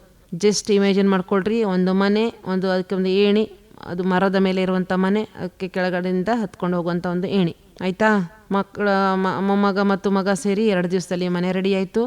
ಮೊಮ್ಮಗ ಅಜ್ಜಿ ಮೇಲೆ ಹತ್ತಿದ್ಲು, ಮೊಮ್ಮಗ ಹಿಂದ್ಗಡೆ ಅವಳಿಗೆ ಬೇಕಾದಂತಹ ಜ್ಯೂಸ್ ಮತ್ತು ಫುಡ್ಡನ್ನು ಹಿಂದ್ಗಡೆ ತೆಗೆದುಕೊಂಡು ಹೋದ. ಇದಿಷ್ಟು ಪಿಕ್ಚರ್ ಥರ ಮಾಡ್ಕೊಬಿಟ್ರೆ, 8 ಲೈನ್ ಬರೆದ್ಬಿಟ್ರೆ 4 ಮಾರ್ಕ್ಸ್ ಮಕ್ಕಳೇ. ನಿಮಗೆ ಪಾಸ್ ಆಗೋಕ್ಕೆ ಬೇಕಾದಂಥ 28 ಮಾರ್ಕ್ಸಲ್ಲಿ 4 ಮಾರ್ಕ್ಸ್ ಮುಗಿದೋಯ್ತು. ಇದು ಕಂಪಲ್ಸರಿ ಕ್ವೆಶನ್. ಮತ್ತು ಕಂಪಲ್ಸರಿ 8 ಲೈನ್ ಬರೆದ್ರೆ 4 ಅಂಕ. ಗ್ರ್ಯಾಂಡ್ ಮಾ ಕ್ಲೈಮ್ಸ್ ಅ ಟ್ರೀ ಸಮರಿ ಬರೀರಿ. ಇದೊಂದು ಸಣ್ಣ ಎಕ್ಸಾಂಪಲ್ ಅಷ್ಟೇ. ಇದು ಎಲ್ಲ ವಿಷಯಕ್ಕೂ ನೀವು ಇದೇ ರೀತಿ ಅಪ್ಲೈ ಮಾಡಿಕೊಂಡ್ರೆ ಖಂಡಿತ ಯಶಸ್ಸು ಸಾಧ್ಯ ಮಕ್ಕಳೇ. ಓವರ್ ಥಿಂಕನ್ನು ಮಾಡೋಕ್ಕೆ ಹೋಗ್ಬೇಡ್ರಿ. ಇಷ್ಟೆಲ್ಲ ಪರೀಕ್ಷೆ ನಾನು ಬರೆದಿದ್ದೇನೆ, ಅದರಂತೆ ಈಗಲೂ ಹಾಗೆ ಆಗ್ತದೆ ಅಂತ ನಿರ್ಧರಿಸಿ ನೀವೇನು ಮಾಡಿರಿ, ಹಾರ್ಡ್ ವರ್ಕನ್ನು ಮಾಡಿರಿ ಮಕ್ಕಳೇ. ಏನು ಮಾಡಬೇಕಾಗಿತ್ತು, ನೀವು ಆವತ್ತಿನ ಪಾಠ ಆವತ್ತೇ ಓದಬೇಕಾಗಿತ್ತು. ಹೊರಗಡೆ ಹಬ್ಬ ಹರಿದಿನ, ಜಾತ್ರೆ, ಮತ್ತೊಂದು ಮರದೊಂದು, ರಜಾ ದಿನಗಳು, ಅಲ್ಲಿಗೆ ಹೋದ್ವಿ ಇಲ್ಲಿಗೆ ಹೋದ್ವಿ, ಇವೆಲ್ಲವುಗಳ ಮಧ್ಯೆ ನಿಮಗೆಲ್ಲೋ ಓದಲಿಕ್ಕೆ ಅವತ್ತಿನ ಪಾಠ ಅವತ್ತೇ ಆಗಿಲ್ಲ. ನನ್ನ ಏಳಿಗೆಗೆ ನಾನೇ ಶಿಲ್ಪಿ ಅಂದ್ಕೋಬೇಕು ನೀವು, ಬೇರೆ ಯಾರೂ ಇಲ್ಲಿ ಬರೋದಿಲ್ಲ. ಶಿಕ್ಷಕರು, ಮುಖ್ಯ ಶಿಕ್ಷಕರು, ಫ್ರೆಂಡ್ಸು ಎಲ್ಲ ಸಹಾಯಕರಷ್ಟೇ. ಪಾಠ ಮಾಡಿದ್ದಾರೆ, ಪುಸ್ತಕದಲ್ಲಿ ಇದನ್ನು ಹೇಗೆ ಓದಬೇಕು ಅಂತ ನಿಮಗೆ ತೋರಿಸ್ಕೊಟ್ಟಿದ್ದಾರೆ. ನೀವು ಓದಿ ಹೇಗೆ ಬರೆಯಬೇಕಂತಲೂ ತೋರಿಸ್ಕೊಟ್ಟಿದ್ದಾರೆ. ಆದರೆ ಬರೆಯಬೇಕಾದವರು ನೀವು. ಅನಂತದೆಡೆಗೆ ಹೋಗಬೇಕಂದ್ರೆ ನಿರಂತರತೆ ಮುಖ್ಯ ಕಾರಣ. ನಿರಂತರತೆಯನ್ನು ನೀವು ಕಾಪಾಡ್ಕೋಬೇಕು. ಅದಕ್ಕಾಗಿ ಅಲ್ಲಿಂದ ಇಲ್ಲಿ ತನಕ ಓದ್ಕೊತ ಬಂದಿದ್ದೀರಿ. ಈಗ ಭಯ ಬಿಟ್ಟಾಕಿ ಓದಲಿಕ್ಕೆ ಮುಂದೆ ಸಾಗ್ರಿ. ಕಾನ್ಸಂಟ್ರೇಷನನ್ನು ಮಾಡಬೇಕು ನೀವು. ಡಿಸ್ಟ್ರಾಕ್ಷನ್ ಅನ್ನೋದನ್ನು ಬಿಟ್ಟು ಕಾನ್ಸಂಟ್ರೇಷನನ್ನು ಮಾಡಬೇಕು. ಹೊರಗಡೆ ಏನೇ ಸುತ್ತಲೂ ಗದ್ದಲಾಗಲಿ, ಗಲಾಟೆ ಆಗಲಿ, ಹಾಡು ಹಚ್ಚಲಿ, ಏನೇ ಮಾಡಲಿ, ನೀವು ಕಾನ್ಸಂಟ್ರೇಷನ್ ಮಾಡಿದ್ರೆ ಏನು ಓದ್ತಾ ಇದ್ದೀರಿ ಅದು ನಿಮ್ಮ ಮೆದುಳ ಮೂಲಕ ನಿಮಗೆ ಮನದಟ್ಟ ಆಗೇ ಆಗ್ತದೆ. ಒಂದು ಮನುಷ್ಯ ಒಂದಷ್ಟು ಹೊತ್ತು ಒಂದೇ ಕೆಲಸ ಮಾಡಿದ್ರೆ ಅದನ್ನು ಏಕಾಗ್ರತೆ ಅಂತ ಕರೀತಾರೆ. ಏಕಾಗ್ರತೆ ಎಲ್ರಿಗೂ ಇದೆಯಾ? ಖಂಡಿತ ಇದೆ. ಸೂಜಿ ಕೊಟ್ಟರೆ ದಾರ ಹಾಕಿ ಪೋಣಿಸೋದಿಲ್ವ ನೀವು? ಕ್ರಿಕೆಟನ್ನು ನೋಡ್ತಾ ಇರ್ತೀರಿ. ಕ್ರಿಕೆಟ್ ನೋಡಬೇಕಾದ್ರೆ ಅಥವಾ ನೀವು ಕ್ರಿಕೆಟ್ ಆಡ್ತಾಯಿರಿ, ಬಾಲ್ ಬಂದು ಬ್ಯಾಟಿಗೆ ಹೊಡಿಬೇಕಾದ್ರೆ ಟಕ್ ಅಂತ ಆದಾಗ ಮತ್ತೆ ಅದನ್ನ ಬಂತು ಅನ್ಬೇಕಾದ್ರೆ ನೀವನ್ನ ಬಾಲನ್ನು ಬ್ಯಾಟಿಂದ ಹೊಡಿತೀರಿ. ಬಂತಂದಾಗ ಮತ್ತೊಬ್ಬನು ಬಾಲ್ ಹಾರ್ತಂದ್ರೆ ಇನ್ನೊಬ್ಬನು ಕ್ಯಾಚ್ ಮಾಡ್ತಾನೆ. ಇವೆಲ್ಲ ಏಕಾಗ್ರತೆ ಇಲ್ಲದೇ ಮಾಡಲಿಕ್ಕೆ ಸಾಧ್ಯ ಇಲ್ಲ. ಬೇರೆ ಎಲ್ಲ ರಂಗದಲ್ಲಿ ಮಾಡ್ತೀರಿ, ಆಟದಲ್ಲಿ ಮಾಡ್ತೀರಿ, ಇನ್ನಿತರ ಕೆಲಸದಲ್ಲಿ ಮಾಡ್ತೀರಿ, ಅಭ್ಯಾಸದಲ್ಲಿ ಯಾಕಾಗೋದಿಲ್ಲ ಏಕಾಗ್ರತೆ? ಆಗತ್ತೆ ಮಕ್ಕಳೇ. ಆತ್ಮವಿಶ್ವಾಸ ಬೇಕು, ಒಂದು ಆಸಕ್ತಿ ಬೇಕು. ಆಸಕ್ತಿ ಮುಂದುವರಿದಂತೆ ಅದು ಅಗತ್ಯತೆ ಆಗಬೇಕು. ಅದು ಮುಂದುವರೆದಂತೆ ಅಭ್ಯಾಸ ಆಗಬೇಕು. ಈ 3 ಆಸಕ್ತಿ, ಅಗತ್ಯತೆ, ಅಭ್ಯಾಸ ಇವು ಆಗಿಬಿಟ್ರೆ ನಿಮ್ಮ ಯಶಸ್ಸು ಶತಸಿದ್ಧ. ಧ್ಯಾನ ಮಾಡಿರಿ, 10ರಿಂದ 15 ನಿಮಿಷ ಧ್ಯಾನ ಮಾಡಿರಿ. ಒಂದು ವಿಷಯ ಓದಿದ್ರಿ, 40 ನಿಮಿಷ ಓದ್ರಿ, 5 ನಿಮಿಷ ಪುನರಾವಲೋಕನ ಮಾಡ್ಕೊಂಡ್ರಿ, ಎದ್ದುಬಿಡ್ರಿ. ಬೇರೆ ಒಂದು ಶಾಂತ ಜಾಗದಲ್ಲಿ ಹೋಗಿ ಕೂತು ಧ್ಯಾನ ಮಾಡಿರಿ, ಎದ್ದೋಗ್ರಿ. ಮತ್ತು ಹೊರಗಡೆ ಗಿಡ ಗಂಟೆಗಳಿದಾವ, ಹೂ ಬಿಟ್ಟಿದ್ದಾವ, ಎಲ್ಲ ಮಾತಾಡ್ಸ್ಕೊಂಡು ಬರ್ರಿ. ಪ್ರಾಣಿಗಳಿದಾವ, ಬೆಕ್ಕು, ನಾಯಿ, ದನ, ಕರು, ಆ ಜಾಗದಲ್ಲಿ ಹೋಗೊಂದು ಸ್ವಲ್ಪ ತಿರುಗಾಡ್ಕೊಂಡು ಒಂದಿಷ್ಟು ಹುಲ್ಲು ಹಾಕಿ ಒಂದಿಷ್ಟು ಬೆಕ್ಕಿನ ಜೊತೆಗೆ ಆಟ ಆಡಿ ಎದ್ದು ಬಂದು ಮುಖ ತೊಳೆದು ಒಂದು ಲೋಟ ನೀರು ಕುಡಿದು ಮತ್ತೆ ಬಂದು 2ನೇ ವಿಷಯವನ್ನು ತೆಗೆದುಕೊಳ್ರಿ. ಕೇಳಿ, ಓದಿ, ನೋಡಿ, ಮಾಡಿ, ಬರೆಯೋದು. 25% ಕೇಳೋದು, 25% ಓದೋದು, ಆಡಿಯೋ ಕೇಳೋದು. ನೀವು ಬೇಕಾದರೆ ಇದನ್ನ ನೀವು ವಾಯ್ಸ್ ರೆಕಾರ್ಡ್ ಮಾಡಿ ನಿಮ್ಮ ವಾಯ್ಸನ್ನೇ ಕೇಳೋದ್ರ ಮೂಲಕ ಸಹಿತ ನೀವು ಪರ್ಫೆಕ್ಟ್ ಆಗ್ಬೋದು. ಮತ್ತು ವಿಜುವಲೈಸೇಷನ್ ಮಾಡ್ಕೋಬೇಕು. ಹೇಳಿದ್ನಲ್ಲ ನಿಮಗೆ, ಮರೆತು ಹೋಗುವುದನ್ನು ಚಿತ್ರಗಳ ಮೂಲಕ ವಿಜುವಲೈಸೇಷನ್ ಮಾಡ್ಕೊಳ್ಳೋದ್ರಿಂದ ಹೆಚ್ಚಿನ ದಿವಸ ನೆನಪಿನಲ್ಲಿರಲಿಕ್ಕೆ ಸಾಧ್ಯ. ಈಗ ಎಕ್ಸಾಮು ನಾಳೆ ಇದೆ, ಯಾಕೋ ಟೆನ್ಷನಲ್ಲಿ ಬ್ರೈನ್ ಎಲ್ಲ ಕ್ಲೋಸ್ ಆದಂಗೆ ಅನ್ನಿಸ್ತಾ ಇದೆಯಾ? ಇಲ್ಲ. ಯಾಕೆ ಬ್ರೈನ್ ಕ್ಲೋಸ್ ಆಗಬೇಕು? ಇಷ್ಟು ದಿವಸ ಓದಿದ್ದೀರಿ, ಓದಿದ್ದನ್ನೇ ನಾಳೆ ಬರಿತಾ ಇದ್ದೀರಿ ಅಷ್ಟೇ. ಯಾವಾಗ ನಗ್ತಾ ಇರ್ತಿರೋ, ಸಂತೋಷದಿಂದ ಇರ್ತಿರೋ, ಹ್ಯಾಪಿಯಾಗಿ ಕಾನ್ಫಿಡೆಂಟಾಗಿ ಧೈರ್ಯದಿಂದ ಇರ್ತಿರೋ, ಪಾಸಿಟಿವ್ ಆಗಿರ್ತಿರೋ, ಸ್ಯಾಡ್ ಬ್ಯಾಡ್ ಫೀಲಿಂಗ್ಸ್ ಎಲ್ಲ ಕಡಿಮೆ ಇರ್ತದೋ, ಸ್ಟ್ರೆಸ್ಸು ಸ್ಟ್ರೇನು ಎಲ್ಲ ಕಡಿಮೆ ಇರ್ತದೋ, ಆವಾಗ ಬ್ರೈನು ಖುಷಿಯಿಂದ ಓಪನ್ ಆಗ್ತದೆ. ಯಾವಾಗ ಹೆದರ್ತಿರೋ, ಅಧೈರ್ಯ ಇರ್ತದೋ, ಯಾವಾಗ ಸ್ಯಾಡ್ ಫೀಲಿಂಗ್ ಇರ್ತದೋ, ಬ್ಯಾಡ್ ಫೀಲಿಂಗ್ ಇರ್ತದೋ, ಸ್ಟ್ರೆಸ್ ಜಾಸ್ತಿ ಇರ್ತದೋ, ಅಳ್ತಾ ಇರ್ತಿರೋ, ಆವಾಗ ಬ್ರೈನ್ ಕ್ಲೋಸ್ ಆಗಿರ್ತದೆ. ಹಾಗಾದರೆ ಏನು ಮಾಡಬೇಕು? ನನ್ನ ಗುರುಗಳು ಶ್ರೀ ಚೇತನ್ ರಾಮ್ ಅವರು, ಮಾನಸಿಕ ತರಬೇತುದಾರವರು, ಅವರು ಪಾಠ ನಂಗೆ ತುಂಬ ಇಷ್ಟ. ಅವರೇ ಹೇಳಿದ್ದಿದ್ದು, ನಗ್ತಾ ಇರಬೇಕು, ಆರ್ಕಿಟೆಕ್ಚರ್ ಆಫ್ ನಗ್ತಾ ಇರಬೇಕು. You are the key of your success, you are the architecture of your life. ಎದ್ದೇಳು, ಗುರಿ ಮುಟ್ಟುವವರೆಗೂ ನಿಲ್ಲದಿರು. ಮಕ್ಕಳೇ, ಎಷ್ಟು ಚೆನ್ನಾಗಿದೆ ನೋಡ್ರಿ ಈ ಲೈನು. ಸಾಧ್ಯವೆಂದರೆ ಸಾಧ್ಯ, ಅಸಾಧ್ಯವೆಂದರೆ ಅಸಾಧ್ಯ. ಅಸಾಧ್ಯವೆಂದರೆ ಅಸಾಧ್ಯವಾಗಿರುವುದರಿಂದ ಪ್ರಯತ್ನವನ್ನೇ ಮಾಡುವುದಿಲ್ಲ. ಆದರೆ ಅಸಾಧ್ಯವೆಂದರೆ ಬರೀ ಅಸಾಧ್ಯ, ಸಾಧ್ಯವೆಂದರೆ ಎಲ್ಲವೂ ಸಾಧ್ಯ ಆಗಿರೋದ್ರಿಂದ ಬನ್ನಿ ಎಲ್ಲವನ್ನ ಸಾಧ್ಯವೆಂದೇ ತಿಳಿಯೋಣ. ಬನ್ನಿ ಅಭ್ಯಾಸ ಮಾಡೋಣ, ಪರೀಕ್ಷೆ ಬರೆಯೋಣ. ಮಕ್ಕಳೇ, ಬ್ರೈನ್ ಮ್ಯಾನೇಜ್ಮೆಂಟ್ ಅಂತ ಸರ್ ಅದನ್ನೇ ಹೇಳ್ತಾರೆ. ಚೇತನ್ ರಾಮ್ ಅವರೇ ನನ್ನ ಗುರುಗಳು. ಅವರಂತಾರೆ ಪರೀಕ್ಷೆ ಒಂದು ಹಬ್ಬ. ಫಸ್ಟ್ ಟೈಮ್ ಅವರು 25 ವರ್ಷದ ಹಿಂದೆ ಪರೀಕ್ಷೆ ಒಂದು ಹಬ್ಬ, ಬನ್ನಿ ಸಂತಸ ಪಡೋಣ ಅಂತ ಹೇಳಿದರು. ಯಾರಾದರೂ ಪರೀಕ್ಷೆನ ಹಬ್ಬ ಅಂತ ತಿಳ್ಕೊಬೋದಾ? ತಿಳ್ಕೊಬೇಕ್ರಿ. ತಿಳ್ಕೊಂಡ್ರೆ ಏನಾಗುತ್ತೆ? ಪರೀಕ್ಷೆ ಅಂತ ಖುಷಿ ಪಟ್ಟರೆ ನಾವು ಏನಾಗುತ್ತೆ? ಮಾವಿನ ತೋರಣ, ಸ್ವೀಟು, ಜಾಮೂನು, ಹೊಸ ಡ್ರೆಸ್ಸು, ಅತಿಥಿಗಳು ಬರೋದು ಹೋಗೋದು, ಬಂಧು ಭಗಿನಿಯರೆಲ್ಲ ಬರೋದು, ನಾವು ಅವ್ರ ಮನೆಗೆ ಹೋಗೋದು, ಸಂತೋಷ ಪಡೋದು, ಸ್ವೀಟು, ಊಟ, ಕ್ಯಾರಮ್ ಆಡೋದು, ಈ ರೀತಿ ಹಬ್ಬದ ವಾತಾವರಣ. ನಾವು ಪರೀಕ್ಷೆನೂ ಹಂಗೆ ತೆಗೆದುಕೊಳ್ಳೋಣ. ನಮ್ಮ ಮನೆಯ ಬದಲು ನಾವು ಬೇರೆ ಒಂದು ಶಾಲೆಯಲ್ಲಿ ಎಕ್ಸಾಮ್ ಹಾಲಲ್ಲಿ ಪಿಕ್ನಿಕ್ ಹೋಗುವುದರ ಮೂಲಕ ಹಬ್ಬವನ್ನು ಆಚರಿಸುತ್ತೇವೆ ಅಷ್ಟೇ. ಹಾಗಾಗಿ ಬಿ ಹ್ಯಾಪಿ, ಸಂತೋಷವಾಗಿರಬೇಕು, ಸಕಾರಾತ್ಮಕವಾಗಿ ಯೋಚನೆ ಮಾಡಬೇಕು. ಪರೀಕ್ಷೆ ಹಿಂದಿನ ದಿವಸ ನಾನು ಜಾಣ, ನಾನು ಓದಿದ್ದೇನೆ, ಎಲ್ಲ ಓದಿದ್ದೇನೆ, ಅವ್ರು ಯಾರಿಗೂ ಏನೂ ಬರೋದಿಲ್ಲ, ನನಗೊಬ್ಬನಿಗೆ ಬರೋದು, ನನಗೊಬ್ಬಳಿಗೆ ಬರೋದು ಅಂತ ಬೆನ್ನು ತಟ್ಕೋಬೇಕು. ನಾವೇನೆ ದೇವರನ್ನ ನಂಬಿ ನಿದ್ದೆ ಮಾಡಬೇಕು. ಪರೀಕ್ಷೆ ಹಾಲಿಗೆ ನಾಳೆ ರೆಡಿಯಾಗಬೇಕು, ಬೇಗನೆ ಮಲಗಬೇಕು. 8:30 ಹಾಗೆಲ್ಲ ಮಲಗಿಬಿಟ್ಟು ಆಹಾರ ಕೂಡ ಸಾತ್ವಿಕ ಆಹಾರವನ್ನು ತೆಗೆದುಕೊಳ್ರಿ. ಉಪ್ಪು, ಹುಳಿ, ಖಾರ ಇವೆಲ್ಲ ಜಾಸ್ತಿ ಇಲ್ಲದೇ ಇರುವಂತಹ ನಾರ್ಮಲ್ ಊಟವನ್ನು ಈ ಒಂದು 15 ದಿವಸದಲ್ಲಿ ನೀವು ಮಾಡಬೇಕಾಗತ್ತೆ. ಬೆಳಿಗ್ಗೆ ಬೇಗ ಎದ್ದು ಸ್ನಾನ ಮಾಡಿ, ದೇವರಿಗೆ ಕೈ ಮುಗಿದು ಪೂಜೆ ಮಾಡಿ, ಅಮ್ಮ ಅಪ್ಪರಿಗೆ ನಮಸ್ಕಾರ ಮಾಡಿ ಸೆಂಟ್ರಿಗೆ ಹೋಗಲಿಕ್ಕೆ ರೆಡಿಯಾಗ್ರಿ. ಅರ್ಧ ಗಂಟೆ ಮುಂಚಿತವಾಗಿ ಎಲ್ಲ ಸಕಲ ಸಿದ್ಧತೆಗಳೊಂದಿಗೆ ನೋಡ್ಕೊಳ್ರಿ. ಹಾಲ್ ಟಿಕೆಟ್ ತೆಗೆದುಕೊಂಡಿದ್ದೀನ, ಬೇಕಾದಂಥ ಪೆನ್ನು, ಪೆನ್ಸಿಲು, ಇರೇಸರು. ಎಕ್ಸಾಮ್ ಹಾಲಲ್ಲಿ ಕೂತು ಸ್ವಲ್ಪ ಇರೇಸರ್ ಕೊಡೋ, ಪೆನ್ಸಿಲ್ ಇದೆಯಾ, ಪೆನ್ಸಿಲ್ ಯಾರ ಅವ್ರು ಮತ್ತೆ ಎಕ್ಸಾಮ್ ಹಾಲಲ್ಲಿ ಯಾರ ಹತ್ರನೂ ಪೆನ್ಸಿಲ್ ಕೊಡು, ಪೆನ್ ಕೊಡು ಅಂತ ಕೇಳೋಕ್ಕೆ ಎಲ್ಲರೂ ನಿಮಗೆ ಪರಿಚಯ ಇದ್ದವರೇ ಬರೋದಿಲ್ಲ. ಬೇರೆ ಬೇರೆ ಶಾಲೆಯ ವಿದ್ಯಾರ್ಥಿಗಳು ಬಂದಿರ್ತಾರೆ. ನಿಮ್ಮ ಅಕ್ಷರ ಎದಿಂದ ಸ್ಟಾರ್ಟ್ ಆದರೆ ಎದಿಂದ ಬರುವಂಥ ಎಲ್ಲ ಅಕ್ಷರ ಮುಗಿದ ಮೇಲೆ ಬಿ ಸ್ಟಾರ್ಟ್ ಆಗ್ತದೆ. ಹಾಗಾಗಿ ನಿಮ್ಮ ಫ್ರೆಂಡ್ಸು ಸಿದಿಂದ ಸ್ಟಾರ್ಟ್ ಆಗುವಂಥ ಚಂದ್ರಶೇಖರ ಇದ್ದರೆ ಅವನು 4ನೇ ಬ್ಲಾಕಲ್ಲೋ 5ನೇ ಬ್ಲಾಕಲ್ಲೋ ಇರ್ತಾನೆ. ಹಾಗಾಗಿ ನಿಮ್ಮ ಸಿದ್ಧತೆ ನೀವು ಮಾಡಿಕೊಂಡೇ ಹೋಗಬೇಕು ಮಕ್ಕಳೇ. ಆಯಿತು, ಎಕ್ಸಾಮ್ ಹಾಲಿಗೆ ಹೋದ್ರಿ, ಅರ್ಧ ತಾಸು ಮುಂಚೆ ಹೋದ್ರಿ. ಎಕ್ಸಾಮ್ ಹಾಲಲ್ಲಿ ಹೊರಗಡೆ ನಿಮ್ಮ ನಂಬರನ್ನು ಡಿಸ್ಪ್ಲೇ ಮಾಡಿರ್ತಾರೆ. ನಂಬರನ್ನು ಕೂಲಾಗಿ ನೋಡ್ರಿ. ಶಿಕ್ಷಕರು ಇರ್ತಾರೆ. ನಿಮ್ಮರು ನೋಡಪ್ಪ ನಿಂದು 7ನೇ ಬ್ಲಾಕ್ ಹೋಗಂತಾರೆ. ಆರಾಮಾಗಿ ಹೋಗ್ರಿ. ಒಂದು ನೀರಿನ ಬಾಟ್ಲು, ಒಂದು ಬಿಸ್ಕೆಟ್ ಪ್ಯಾಕು ನಿಮ್ಮ ಬ್ಯಾಗಲ್ಲಿರಲಿ. ಬ್ಯಾಗನ್ನು ಹೊರಗಡೆ ಇಟ್ಟು ರೈಟಿಂಗ್ ಪ್ಯಾಡ್ ಮತ್ತು ನಿಮ್ಮ ಕಂಪಾಸ್ ಬಾಕ್ಸನ್ನು ತೆಗೆದುಕೊಂಡು ಒಳಗಡೆ ಹೋಗ್ತೀರಿ. ಹೋಗಿ ಕೂಲಾಗಿ ಕೂತ್ಕೊತೀರಿ. ಎಲ್ಲರ ಮುಖವನ್ನು ನೋಡಿದಾಗ ಟೆನ್ಷನಲ್ಲಿ ಇದೆ ಅನಿಸ್ತದೆ. ಆವಾಗ ನೀವು ಅಂದ್ಕೋಬೇಕು, ಅಯ್ಯೋ ಯಾರು ಏನು ಓದಿಲ್ಲ, ನಾನೇ ಓದ್ಕೊ ಬಂದಿರೋನು, ನನಗೇನೆ ಈ ಸಲ 100% ಮಾರ್ಕ್ಸು ನನಗೇನೆ ಅಂತ ನೀವು ನಿಮ್ಮಷ್ಟಕ್ಕೆ ಹೇಳ್ಕೊಂಡು ಮತ್ತೆ ದೇವರನ್ನ ಧ್ಯಾನ ಮಾಡಿರಿ. ಪರೀಕ್ಷೆ ಪೇಪರ್ ಬಂದ ಕೂಡಲೇ ಒಂದು ಸಲ ಗ್ಲ್ಯಾನ್ಸ್ ಮಾಡಿರಿ, ಕಣ್ಣಾಯಿಸ್ರಿ. ಆಯಿತಾ? ಕಣ್ಣಾಯಿಸ್ತೀರಿ. ಬ್ರೈನ್ ಓಪನ್ ಆಗಲಿಕ್ಕೆ ಅವಕಾಶ ಮಾಡಿಕೊಡ್ಬೇಕು. 15 ನಿಮಿಷ ಮುಂಚೆ ಕೊಟ್ಟಂಥ ಪೇಪರನ್ನು ತಿರುವಿ ಹಾಕ್ತೀರಿ, ಸ್ಕ್ಯಾನ್ ಮಾಡ್ತೀರಿ.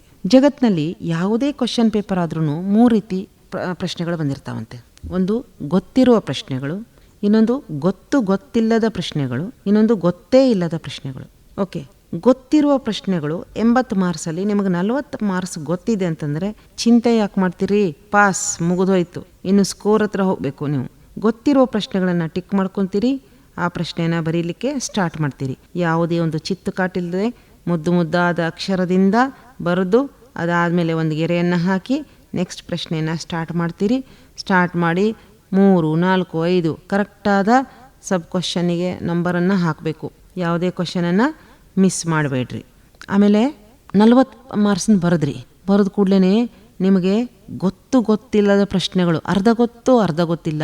ಇಂಥ ಶಿಕ್ಷಕರು ಇಂಥ ಕ್ಲಾಸಲ್ಲಿ ಒಂದಿಷ್ಟು ಕಂಪ್ಯೂಟರ್ ಲ್ಯಾಬ್ ಕ್ಲಾಸಲ್ಲಿ ಪ್ರೊಜೆಕ್ಟರ್ ಮೂಲಕ ಹೇಳಿಸಿದ್ರು, ಒಂದು 10th ಕ್ಲಾಸಲ್ಲಿ ಇದು ಮಾಡಿದರು, ಒಂದ್ಸಲ ಏನೋ ಫಂಕ್ಷನ್ ಇತ್ತು ಆ ಟೈಮಿಗೆ 9th ಕ್ಲಾಸಲ್ಲಿ ಕುಳಿಸಿ ಹೇಳಿದರು. ಇವೆಲ್ಲವೂ 1 by 1 ನಿಮಗೆ ಕಣ್ಣೆದುರಿಗೆ ಬರಲಿಕ್ಕೆ ಆರಂಭ ಆಗ್ತಾ ಇದೆ. ಹಾಗಾಗಿ ಗೊತ್ತಿಲ್ಲದ ಪ್ರಶ್ನೆಗಳು ಗೊತ್ತಾಗಿರುವಂಥ ಪ್ರಶ್ನೆಗಳಾಗಿ ಕನ್ವರ್ಟ್ ಆಗಲಿಕ್ಕೆ ಶುರುವಾಗ್ತದೆ. 1ನೇ ಪೇಜಲ್ಲಿ ನೀವು ನೀಟಾಗಿ ಬರೆದಾದ್ಮೇಲೆ ಎಲ್ಲ ಪ್ರಶ್ನೆಗಳ ಒಂದೊಂದು ಉತ್ತರಗಳನ್ನು ಬರೆದಾದ ಮೇಲೆ ಒಂದೊಂದು ಗೆರೆ ಹಾಕಿದಿರಿ. ಗೊತ್ತಿರುವಂಥ ಪ್ರಶ್ನೆಗಳು 40 ಬರೆದಿರಿ, ಗೊತ್ತಿಲ್ಲದ ಪ್ರಶ್ನೆಗಳನ್ನು ಸಹಿತ 30 ಟಚ್ ಮಾಡಿದಿರಿ. ಇನ್ನು ಗೊತ್ತೇ ಇಲ್ಲದ ಪ್ರಶ್ನೆಗಳು ಇದು ಸಹಿತ ನಿಮಗೆ ಯಾವತ್ತೂ ಓದಿದ್ದು, ಯಾವುದೋ ಒಂದು SA1 ಪರೀಕ್ಷೆಯಲ್ಲಿ ಬಂದಿದ್ದು, FA 4ದಲ್ಲಿ ಬಂದಿದ್ದು, ಈ ಎಲ್ಲ ಪ್ರಶ್ನೆಗಳು ಒಂದ್ಸಲ ನಾನು ಬರೆದಿದ್ದೆ ಈಗ ಮರ್ತು ಹೋಗಿದೆ ಅಂತ ಹೇಳಿ ನೀವು ಮತ್ತೊಂದು ಸ್ವಲ್ಪ ನೆನಪು ಮಾಡಿಕೊಂಡಾಗ, ಯಾಕಂದರೆ ನೀವು ಖುಷಿ ಮೂಡಲ್ಲಿದ್ದೀರಿ, 40 ಮಾರ್ಕ್ಸ್ ಬಂದಿದೆ ನಿಮಗೆ, ನೀವು ಸಂತೋಷವಾಗಿದ್ದೀರಿ, ನಿಮ್ಮ ಬ್ರೈನ್ ಓಪನ್ ಇದೆ. ಹಾಗಾಗಿ ಯಾವುದೇ ಒಂದು ಡಿಸ್ಟ್ರಾಕ್ಷನ್ ಇಲ್ಲದೇ ನಿಮಗೆ ಆಟೋಮೆಟಿಕ್ ಆಗಿ ಉಳಿದ 30 ಅಂಕಗಳನ್ನು ಸಹಿತ ನೀವು ಟ್ರೈ ಮಾಡ್ತೀರಿ. ಒಂದು 70ರಿಂದ 80 ಅಂಕಗಳು ನಿಮಗೆ ಕಡ್ಡಾಯವಾಗಿ ಬಂದೇ ಬರ್ತಾ ಇದೆ. 1ನೇ ಪೇಪರ್ ಮುಗಿದು ಕೂಡಲೇ ಹೊರಗೆ ಬರ್ತೀರಿ, ಮಕ್ಕಳ ಜೊತೆಗೆ ಫ್ರೆಂಡ್ಸ್ ಜೊತೆಗೆ ಹಾಯ್ ಬರ್ದಿಯಾ, ಓಕೆ ಆಲ್ ದ ಬೆಸ್ಟ್, ಸಿಗೋಣ ಅಂತ ಹೇಳಿ ಹೊರಟುಬಿಟ್ರಿ. ಹೊರತು 1ನೇ ಪ್ರಶ್ನೆ ಏನು ಬರದೆ 2ನೇ ಪ್ರಶ್ನೆ ಉತ್ತರ ಯಾವುದು, ಇದು ಟಿಕ್ಕ, ಇದು 4 ಆಪ್ಷನಲ್ಲಿ ಇದು ಸಿನೋ ಡಿನೋ ಇವು ಯಾವುದನ್ನು ಚರ್ಚೆ ಮಾಡುವಂಗಿಲ್ಲ. ನಾಳೆ ಮತ್ತು 2 ದಿವಸ ಗ್ಯಾಪ್ ಇದೆ ಅಂತ ಇಟ್ಕೊಳ್ರಿ, 2.5 ದಿವಸ ಸಿಗ್ತಾ ಇದೆ. ಮನೆಗೆ ಹೋಗಿ ಮುಟ್ಬೇಕಾದ್ರೆ ನೀವು 2:30, 3 ಆಗ್ತದೆ. ಹೋಗಿ ಊಟ ಮುಗಿಸಿ ಫ್ರೆಶ್ ಆಗ್ರಿ, ಮತ್ತೆ ಅದೇ ಆ್ಯಸ್ ಯೂಶ್ವಲ್ ಮತ್ತೆ ಒಂದು ಮೂಲೆಯಲ್ಲಿ ಹಾಸ್ಕೊಂಡು ಅಥವಾ ಒಂದು ಚೇರ್ ಮೇಲೆ ಕೂತ್ಕೊಂಡು ಮತ್ತೆ ಮುಂದಿನ ತಯಾರಿಯನ್ನು ಮಾಡ್ಕೊಳ್ರಿ. ಹಿಂದಿನ ಎಲ್ಲವನ್ನ ಮುಂಚೆನೇ ನೋಟ್ಸನ್ನು ಮಾಡಿಟ್ಕೊಂಡಿದ್ರಲ್ಲ, ಆ ನೋಟ್ಸನ್ನು ಪರೀಕ್ಷೆಯ ಹಿಂದಿನ ದಿವಸ ರಾತ್ರಿ ಮಲಗುವ ಮುಂಚೆ ಒಂದ್ಸಲ ಮತ್ತೆ ಗ್ಲಾನ್ಸ್ ಮಾಡ್ರಿ. ಇದೇ ರೀತಿ ಪರೀಕ್ಷೆಯನ್ನು 5 ಪರೀಕ್ಷೆ ಬರೀತೀರಿ. ಏಪ್ರಿಲ್ 2 6ನೇ ದಿವಸ ಬೆಳಗ್ಗೆ ಹೇಳ್ತೀರಿ, ಆ್ಯಸ್ ಯೂಶ್ವಲ್ ಪರೀಕ್ಷೆಗೆ ಹೋಗ್ತೀರಿ. 12 ಗಂಟೆ ಆಗ್ತದೆ, 1 ಗಂಟೆ ಆಗ್ತದೆ, 2 ಗಂಟೆ ಆಯಿತು, ಪರೀಕ್ಷೆ ಪೇಪರ್ ಕೊಟ್ರಿ, ಎಸ್ ಮುಗಿದೋಯ್ತು, SSLC ಪಾಸ್. ಈಗ ಯಾವ ಕಾಲೇಜಿಗೆ ಹೋಗೋದು ಅಂತ ವಿಚಾರ ಮಾಡಬೇಕು. ಎಷ್ಟು ಮಾರ್ಕ್ಸ್ ಬರ್ತದೆ ಅಂತ ವಿಚಾರ ಮಾಡಬೇಕಾ? ಮತ್ತೆ 2ನೇ ತಾರೀಕಿಗೆ ಮನೆ ಹೋಗ್ರಿ, ಊಟ ಮಾಡಿರಿ, ಎಲ್ಲ ಪೇಪರನ್ನು ತೆಗೆದುಕೊಂಡು ನಿಮಗೆ ಎಷ್ಟು ಅಂಕ ಬರ್ಬೋದು ಅಂತ ಗೆಸ್ ಮಾಡಿರಿ. ಅಂಕ ಬಂದಾಗ SSLC ನಿಮ್ಮ ರಿಸಲ್ಟ್ ಬಂದಾಗ ಅದನ್ನು ಕಂಪೇರ್ ಮಾಡಿರಿ. ಅಕಸ್ಮಾತ್ ಎಲ್ಲೋ ಒಂದು ಕಡೆಗೆ ನನಗಿಷ್ಟು ಬರಬೇಕಾಗಿತ್ತು, ಇಷ್ಟು ಬಂದಿದೆ ಅಂತಂದರೆ ಮತ್ತೆ ನಮ್ಮ ಬೋರ್ಡು ನಿಮಗೆ ರಿವ್ಯಾಲ್ಯೂಷನ್ ಹಾಕಲಿಕ್ಕೂ ಸಹಿತ ಅವಕಾಶ ಮಾಡಿಕೊಟ್ಟಿದೆ. ಹಾಗಾಗಿ ಮಕ್ಕಳೇ, ಪರೀಕ್ಷೆ SSLC ಪರೀಕ್ಷೆ ಭಾಳ ಕಷ್ಟ ಅಂತೇನೂ ಇಲ್ಲ, ಆದರೆ ಸುಲಭ ಅಂತಲೂ ತಿಳ್ಕೊಬೇಡ್ರಿ. ಸತತ ಪ್ರಯತ್ನದಿಂದ ಹೇಳಿದ್ನಲ್ಲಿ ನಿಮಗೆ 10 ದಿವಸ ಇದೆ ಇವತ್ತಿನಿಂದ. ಪರೀಕ್ಷೆ ಚಿಂತೆ ಎಲ್ಲ ಭಯ ಬಿಟ್ಟಾಕಿ ಸೀರಿಯಸ್ ಆಗಿ ನೀವು ಕೂತ್ಕೊಂಡು ನನಗೆ 40 ಮಾರ್ಕ್ಸ್ ಬೇಕು ಅಂದರೆ ಈ 10 ದಿವಸದಲ್ಲಿ ಕಂಪಲ್ಸರಿ ಬರುವಂತಹ 4 ಅಂಕವನ್ನು ನೀವು ತಯಾರಿ ಮಾಡಿರಿ. ಅಥವಾ ನನಗೆ 80 ಮಾರ್ಕ್ಸ್ ಬೇಕಂತಂದರೆ 8 ಅಂಕವನ್ನು ಮಾಡಿರಿ. ನನಗೆ 100 ಬೇಕಂದರೆ ಪ್ರತಿದಿನ 10 ಅಂಕದ ಕಂಪಲ್ಸರಿ ಪ್ರಶ್ನೆಗಳನ್ನು ಟಚ್ ಮಾಡಿರಿ, ಪ್ರಾಕ್ಟೀಸ್ ಮಾಡಿರಿ. ಅದರ ಜೊತೆಗೆ ಪಾಠವನ್ನು ಒಂದ್ಸಲ ಓದ್ಕೊಂಡು ಬಿಡ್ರಿ. ಕಂಪಲ್ಸರಿ ನಿಮಗೆ 100% ಯಶಸ್ಸು ಶತಸಿದ್ಧ ಮಕ್ಕಳೇ. ಆಲ್ ದ ಬೆಸ್ಟ್ ಮಕ್ಕಳೇ, ಮತ್ತೆ ಸಿಗೋಣ.